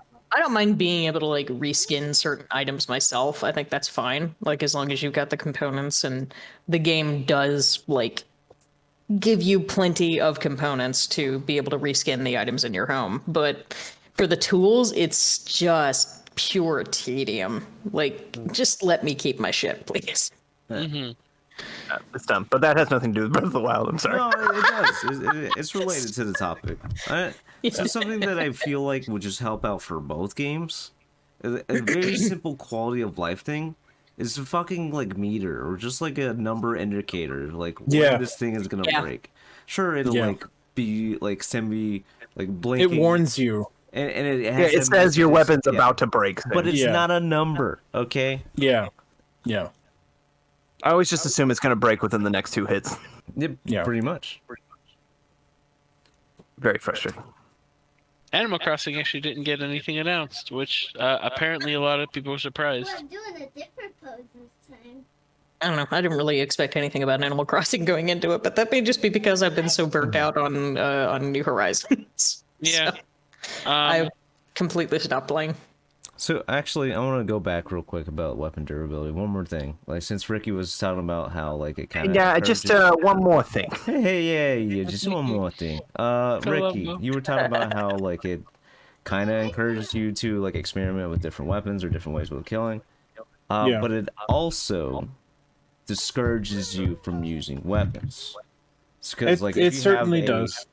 If you have like a big strong weapon has high attack, you don't want to use it until Certainly you like run into a Lionel or whatever, right? Did you mean the Master Sword? Right. Like you spend so much time finally like being able to get it, and then you don't want to use it because you don't want to break it. I mean, it doesn't break permanently. Yeah, it doesn't break permanently. I would use my Master Sword. It's, if what I've heard about the game is true, it's an inconvenience too. It is. The Master Sword shouldn't, quote unquote, break. I would use mine to cut down trees and break iron ore so that I wouldn't burn up my hammer's durability or my axe's durability. And no, I agree. Using It's it not for everything, but its intended purpose. It wasn't a perfect system. It was far from it, I would say. However, what I would be concerned about would be them overcorrecting and losing what benefits there were to the system. If you just have like a regular, if you just have the Master Sword and it just never breaks, like that's great. It's more convenient, but you are losing something by doing that. Right. There you were never have a reason to use any of the other weapons or like style weapons ever again. I recognize that. That's why they just make a master polearm and then they master claymore and the master. That's what I thought the heroes weapons were supposed to be, because you can get like Daruk's boulder breaker and like Urbosa's spear and stuff, and like those can be repaired, but they still break and it's expensive to repair them. So I was like, man, what's the point? Yeah, the champion's weapons, along with Link's Master Sword, should have been able to just recharge by themselves. If they have like, I know Don brought up Dark Souls as like an example of weapon durability systems done pretty right. If they have like a Dark Souls 3 thing where it's like you go to a specific person or rest at a specific spot or whatever, like, and your weapon just like magically like gains back its durability, like that would be one thing for me. I feel like that would be like a good way to like keep the durability system like intact, but not so intact that it's like it's as aggravating as the previous one was. I hope that makes sense. I want to briefly, I think we should get started wrapping up here, but I do want to talk about the other thing that everybody hated about Breath of the Wild, which was the rain.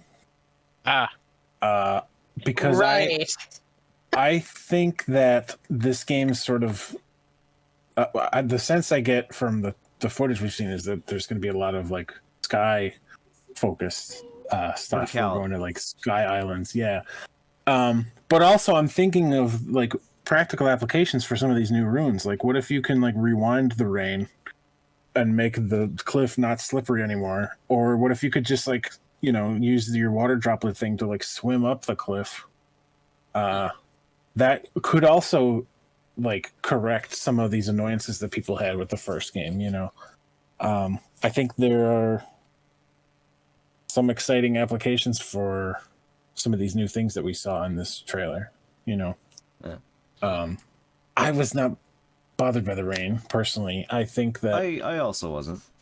It was, something that made Breath of the Wild really unique in my eyes was how fast the world can sort of turn on you.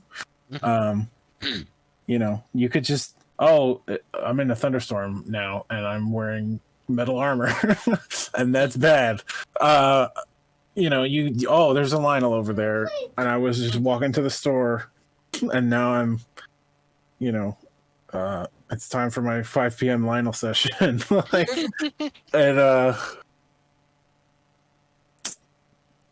it didn't bother me that the world wasn't 100% of the time designed to be this fun playground for you, you know.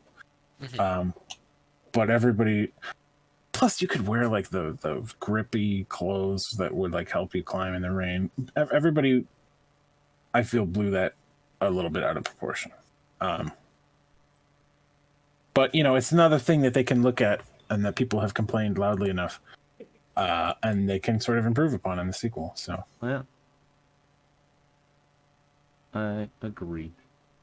There's Breath of the Wild definitely had room for improvement, and that's what's really exciting about the sequel, is that they have a chance to really improve on what they've done, which was like it was a pretty blended, like well blended open world Zelda experience. And they could just make it better. Agreed. I'm anxious to see what they do. Yep. It looks great. I think it's gonna be great. Yeah. It looks great. Yeah. I think it's gonna be great. It's Zelda. I think if nothing else, the Zelda franchise has proven that it's like at least consistent with regard to like its quality. Like some games are obviously better than others, but they're all like most of them anyway are fun. So I'm really glad that the Zelda game they're making right now is Breath of the Wild 2. Yeah. Like that's the one that I wanted them to make the most. I think the world and the sort of post-apocalyptic setting was so interesting that I actually did want more of it, No. Like I felt the same thing about Mario Odyssey. Like the next Mario game that I want is Odyssey 2. Absolutely. So we'll see what I get on that front. I did love Bowser's Fury. But yeah, I'm very excited for Breath of the Wild 2. Yeah. Now, they did say that they're aiming for 2022. Well, in the trailer, we just saw the numbers 2022, but they really, obviously, things can happen, right? And it might not hit what they're projected to do in 2022. Do you guys feel like it's gonna, like, what they're aiming for is really trying to coincide with a new Switch release? We weren't gonna make it through this whole thing without talking about the Switch Pro. The thing that exists but doesn't exist. Yeah. Sure. We almost made it. I don't. I think Breath of the Wild 2 is just taking longer than they thought. I'm sure that it would benefit from a Switch Pro, but I think they're just working on it, man. I think they're just putting a lot into it. I will say, whether it does coincide with an updated model or not, 2022, if it even comes out on time, will have been 5 years after Breath of the Wild. And that is, I don't want to say disappointing, but I do think that one of the issues facing the Zelda series is that each new game seems to take like 6 years to come out, 5 or 6 years. I mean, like, that. I think that's just standard for the Zelda series. It is.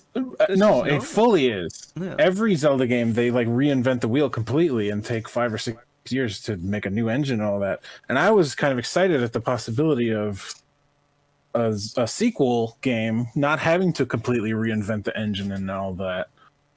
But it looks like it's still going to take 5 years to come out. Yeah. I think they just had a lot of new ideas they wanted. Yeah, like I'm not disappointed by that. I'm super excited for the game. But I would love if they would do like another lightning in a bottle thing like Majora's Mask, where hell yeah, they just like they've got the system and everything and all the mechanics in place, and they just like crank out another like. So they like, I'm pretty sure like for Breath of the Wild 2, like the sort of development of it, like the creation of like, or what really propelled them to do a sequel was like they were working on the DLC for Breath of the Wild 1, and then just got like so many ideas that they like expanded the scope so much that they were like, all right, let's just make a new game. It does feel like that. It's like that's what happened with Galaxy 2. Is they were like, wow, we are not even close to tapped out with like creativity on this. Yes. So Right. Galaxy 2 is good. Galaxy 2 is great. Yeah. So Breath of the Wild 2 should be great too. There was a Galaxy 2? in 4K at 60 FPS. All right. Not after March 2021. For March 2021, yeah. Mario's dead. All right. Anyway, we're pretty much at 2 hours 10 minutes. That's a lot. Yeah, we talked about Yeah. E3 a lot. Most of it obviously was Nintendo. We had a lot of good discussions about all sorts of different games that we're all excited about. It's been a good time. You know, we had quite a bit of joy. Sorry for popping in unannounced. No, we're so happy to have you, Jace. Yeah. Some extra joy. More joy than you paid for. Extra joy, indeed. So this Yeah, may it's been a good elicit time. this may elicit some extra joy. I know we're literally wrapping up, but I'd feel a little remiss if we didn't talk about. I mean, granted, this was earlier in the year. Pokemon Brilliant Diamond and Shining Pearl and Legends yeah. Arceus a little bit because Shit. Right. I'm sure people would want to hear about those. I actually kind of forgot about that. Yeah. Well, you should have done an extra joy then, all right? When they announced it. Good night, Fair enough. everybody. No, I'm just kidding. All right, go ahead, Josh. No, it's just like we're finally getting the Diamond and Pearl remakes. And they look We're getting disgusting. more than what we paid for. We're getting 3 Diamond and Pearl remakes. That's not. Hang on. All right, so we're getting 2 Diamond and Pearl remakes. We're getting Brilliant Diamond and Shining Pearl. And No, we're getting 1 Diamond remake and 1 Pearl remake. Get it right. Fair Sure. Yeah. If you want to be hyper-specific. Legends Arceus is not a Diamond and Pearl remake. It's like a weird prequel thing. And I think the idea of it is very enticing. I Very think enticing. that looks. Oh, that's so sweet of you. You're I think it looks Rough. like. I think it looks like it could be really fun. Matt thinks it's ugly as sin. I think it looks way Okay. better than X and Y. Or not X and Y. Sword and Shield. It looks like Definitely X Arceus. No, okay. I think the idea. Just. I think the idea for it is very, very cool, and I would love for it to be great and to love it.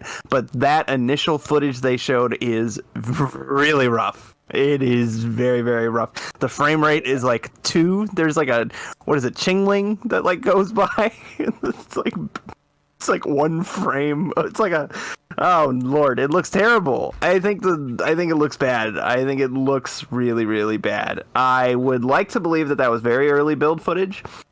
But then they announced a January 2022 release date, and I'm just scared that it's not gonna be good. I'm sure it'll be refined and touched up. If you look at some of obviously Sword and Shield's not the prettiest game overworld wise, but if you look at like the early footage and compare it, like even though it's still not super great, it looks a lot better than it did in those early trailers. So I Right. don't even remember the difference personally. Yeah. I'm just Probably don't. Yeah, I mostly recognized it with the DLC stuff. All right. But go ahead. not Diamond and Pearl, I'm sorry. Sword and Shield, I didn't play Sword and Shield, admittedly, so maybe I don't have any room to comment, but the reaction to Sword and Shield, I just feel like Game Freak really runs themselves thin. I feel like they always are trying to hit those release date windows, and maybe it's not just them, maybe Nintendo's involved in some cases, but I just feel like some Pokemon games need a little bit more time in the oven, and I'm just worried that Arceus is something that they want to be really ambitious, but it has a January release date, Yeah. and the footage they showed just wasn't great. I'm sure like the Pokemon Company is like running them ragged right now because they got to have their annual Pokemons. But How long Gotta did have those card game sales. How long was Ors after X and Y? Not long. Not long. And those really games were wasn't that great. long. All right, so chill Yeah. out, bro. Those are the best Well, Pokemon games.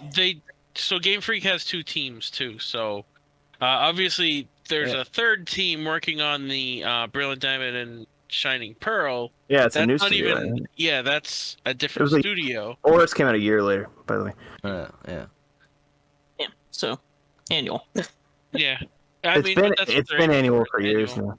It's been annual for years now.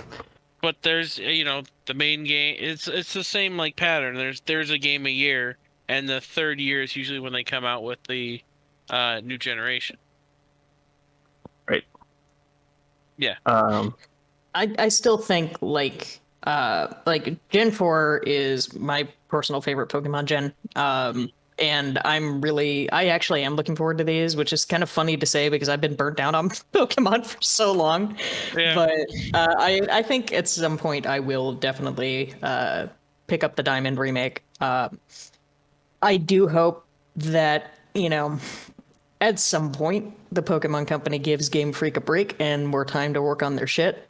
Because if Sword and Shield was any indication, they have a lot of really cool ideas, and I think like they could use more time to flesh those out and make them something like super special. So I think that's part of it also did contribute to the burnout for me, like a lot. I'm not gonna lie. Mhm. I think that's part of the good thing about Brilliant Diamond and Shining Pearl being developed by a completely different studio. It's not being developed by Game Freak, so Game Freak It's not. You're right. Game Freak doesn't have to worry about that. I think it's about time that they kind of started outsourcing these remakes, and maybe that's part of the reason why people aren't as excited for Brilliant Diamond and Shining Pearl as they could have been. Part of it is the art style, which I think is fine. It looks horrible. No, Fine. I like the art style. It's It cute. looks fine. It could look better, but every single Pokemon game that's come out in a long time could look better, except for Pokemon Snap looks great. I think if they just added an outline, they had like a shader outline, just fucking do that, and it looks great. Sure, I think it looks fine. It could look better. I think it's funny that like the argument was in what was it the 6th and 7th gen games. It was like, get rid of the outline and it looks perfect. Now it's like, add the outline, it needs it. Brilliant Diamond, I think, looks disgusting. Okay, well, it's not brilliant enough for you. Yeah. Not shining enough for you. Yeah. Yeah. I like Let's that talk about Arceus. the Legend of Arceus or whatever game. Legend of Arceus Breath of the Wild game. Looks Sure, pretty cool. that's.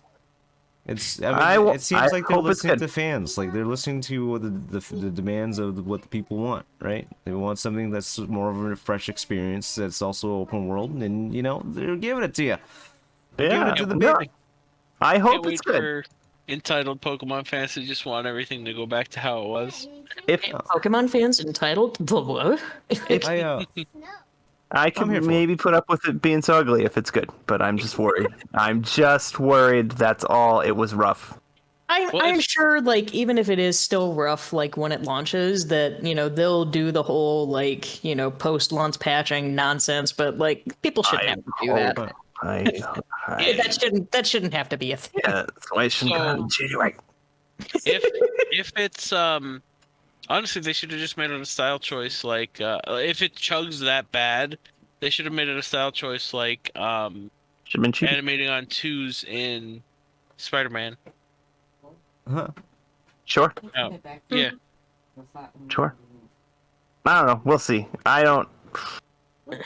I still love Pokemon, but I haven't been like so invested in the games in a long time. Pretty much me and Play only on Josh are. Showdown, Let's be real. Only me and Josh care about Pokemon anymore.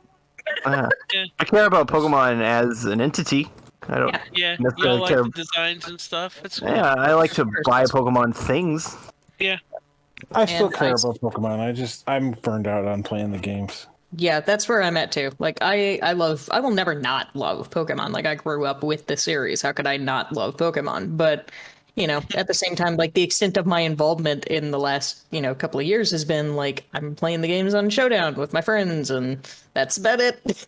Yeah. I love Diamond and Pearl as well. So I'll probably be Yeah. watching like streamers play it or Oh, yeah, of Let's course. Players.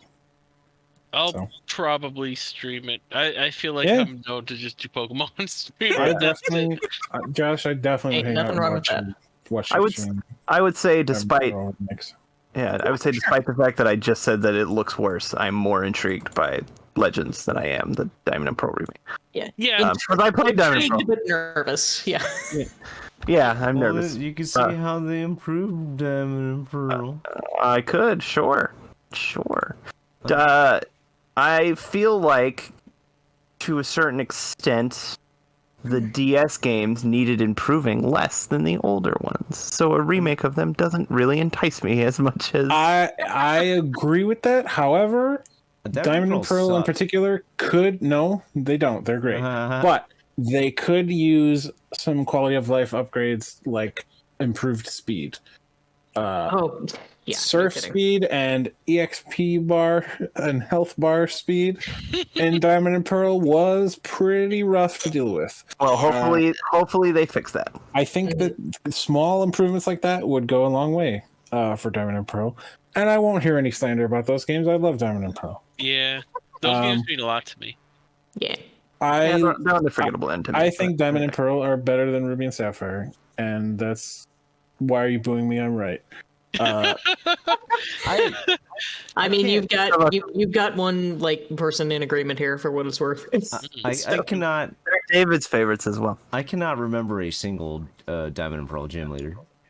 Oh my God! What is wrong with you? Crasher Wake is the best gym leader of all time. Also, Fantina and Gardenia are really awesome, and Maylene is cute, and Donatello's Cynthia is the best champion. Cynthia's great, but like Raphael is cool but rude. Angelo, he's a party dude. I don't know who Crasher Wake. Insert that guy from Guardians. Crasher Wake is the luchador, man. He's the yeah, Crasher Wake's the water gym leader. He's got the mask. Mask, yeah. He's shirtless. Crasher Wake rules. Oh, I know what you're talking about. Yeah, all right. I remember now. Yes. Crasher Wake rules. That's it? And Cynthia? That's it? All right, cool. I listed like half of the gym leaders that game. They're some of my favorite gym leaders in the whole series.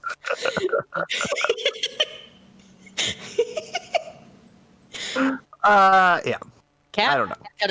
Fantina is like this foreigner with like a thick accent and this gorgeous ballroom dress and hair shaped like a drift bloom, and she like is from like Poke France and doesn't speak good English, and it's adorable and endearing. No, did they retcon that to have her be from Kalos? I will give you this. The other half of them are really boring. I don't care about Rourke or Byron or Faulkner. However, Gardenia, Fantina, Crasher Wake, and Maylene are great. Is Gardenia and Fantina the same person? No. Oh. No, Gardenia is Gardenia. Fantina is Fantina. Well, Gardenia Fantina sounds like it could be a singular person. I will say I don't like Rourke or Byron. Yeah, they're boring. I'll give you that. Super boring. They suck. So it's about half and half. I guess there's like 4 really great ones and 4 really boring ones. Candace. I like all right. Candice. Candace is all right. Do you think anybody waited until the end of the podcast for us to talk about Pokemon? No, but now you got me like all riled up. We've been talking for this long. Y'all can deal with a little bit longer. Yeah. I'm not trying to speed anybody up. No, we should wrap it up. For what it's worth, I really love Pokemon New Snap. I think it's great. Yeah, New Pokemon Snap, whatever. I don't like the name, but I like the name. I've only played like an hour of it, and I hate myself for it because I waited 20 years and I haven't. God damn it, Josh! It's so good. I know. So I haven't played it at all, but I've been watching Lily play, and she's been enjoying a lot. It's. I need to actually nab it because I've been looking forward to that. You kind of have to do the same thing over and over and over again. At the beginning, it's not great, but after that, it gets real good. Imagine being Lily or like Aubrey, and they get to experience like these fantastic games, right? Pokemon Snap, Breath of the Wild, Super Mario Odyssey, Super Mario 3D with online. Yeah, I don't think Aubrey's ever played some of those. Danganronpa. Yeah, Guilty Gear Strive. I'm sure Aubrey really Super Smash Bros. Ultimate. Doom Eternal. Wow. No. Yeah, for lotteries. Lily is in the background right now, Oh my. screaming, "I have never played Guilty Gear Strive." What have you been doing my whole life, Dad? She's never gonna play it. Plumbers don't wear time. Plumbers, yeah, but yeah. Wow. Columbo, the video game. One more thing. One more thing. I'm gonna make you look at some of these sprite animations of the gym leaders. Is that And- Fantasia? I love her. That's Yeah. just a single sprite. That's It's not animating. God damn it. Yeah, hang on. Maybe we should end the podcast before. Can we wrap this up, please? Good night, everybody. It's All right. been a blast. Later. So thanks to Josh, we had some extra. And one more thing. Thanks for listening to the podcast. Really appreciate it. Yeah. I know it's been a very long time. And who knows So- what will be next. So again, thank you listeners, thank you viewers. Thanks for sticking with us after 11 years. Maybe less than that, depending on when you started watching, right? Yeah. Have a good We one. y'all. we do appreciate you. Yeah. Yeah. Good night, y'all. We love you. Bye. Bye. Bye.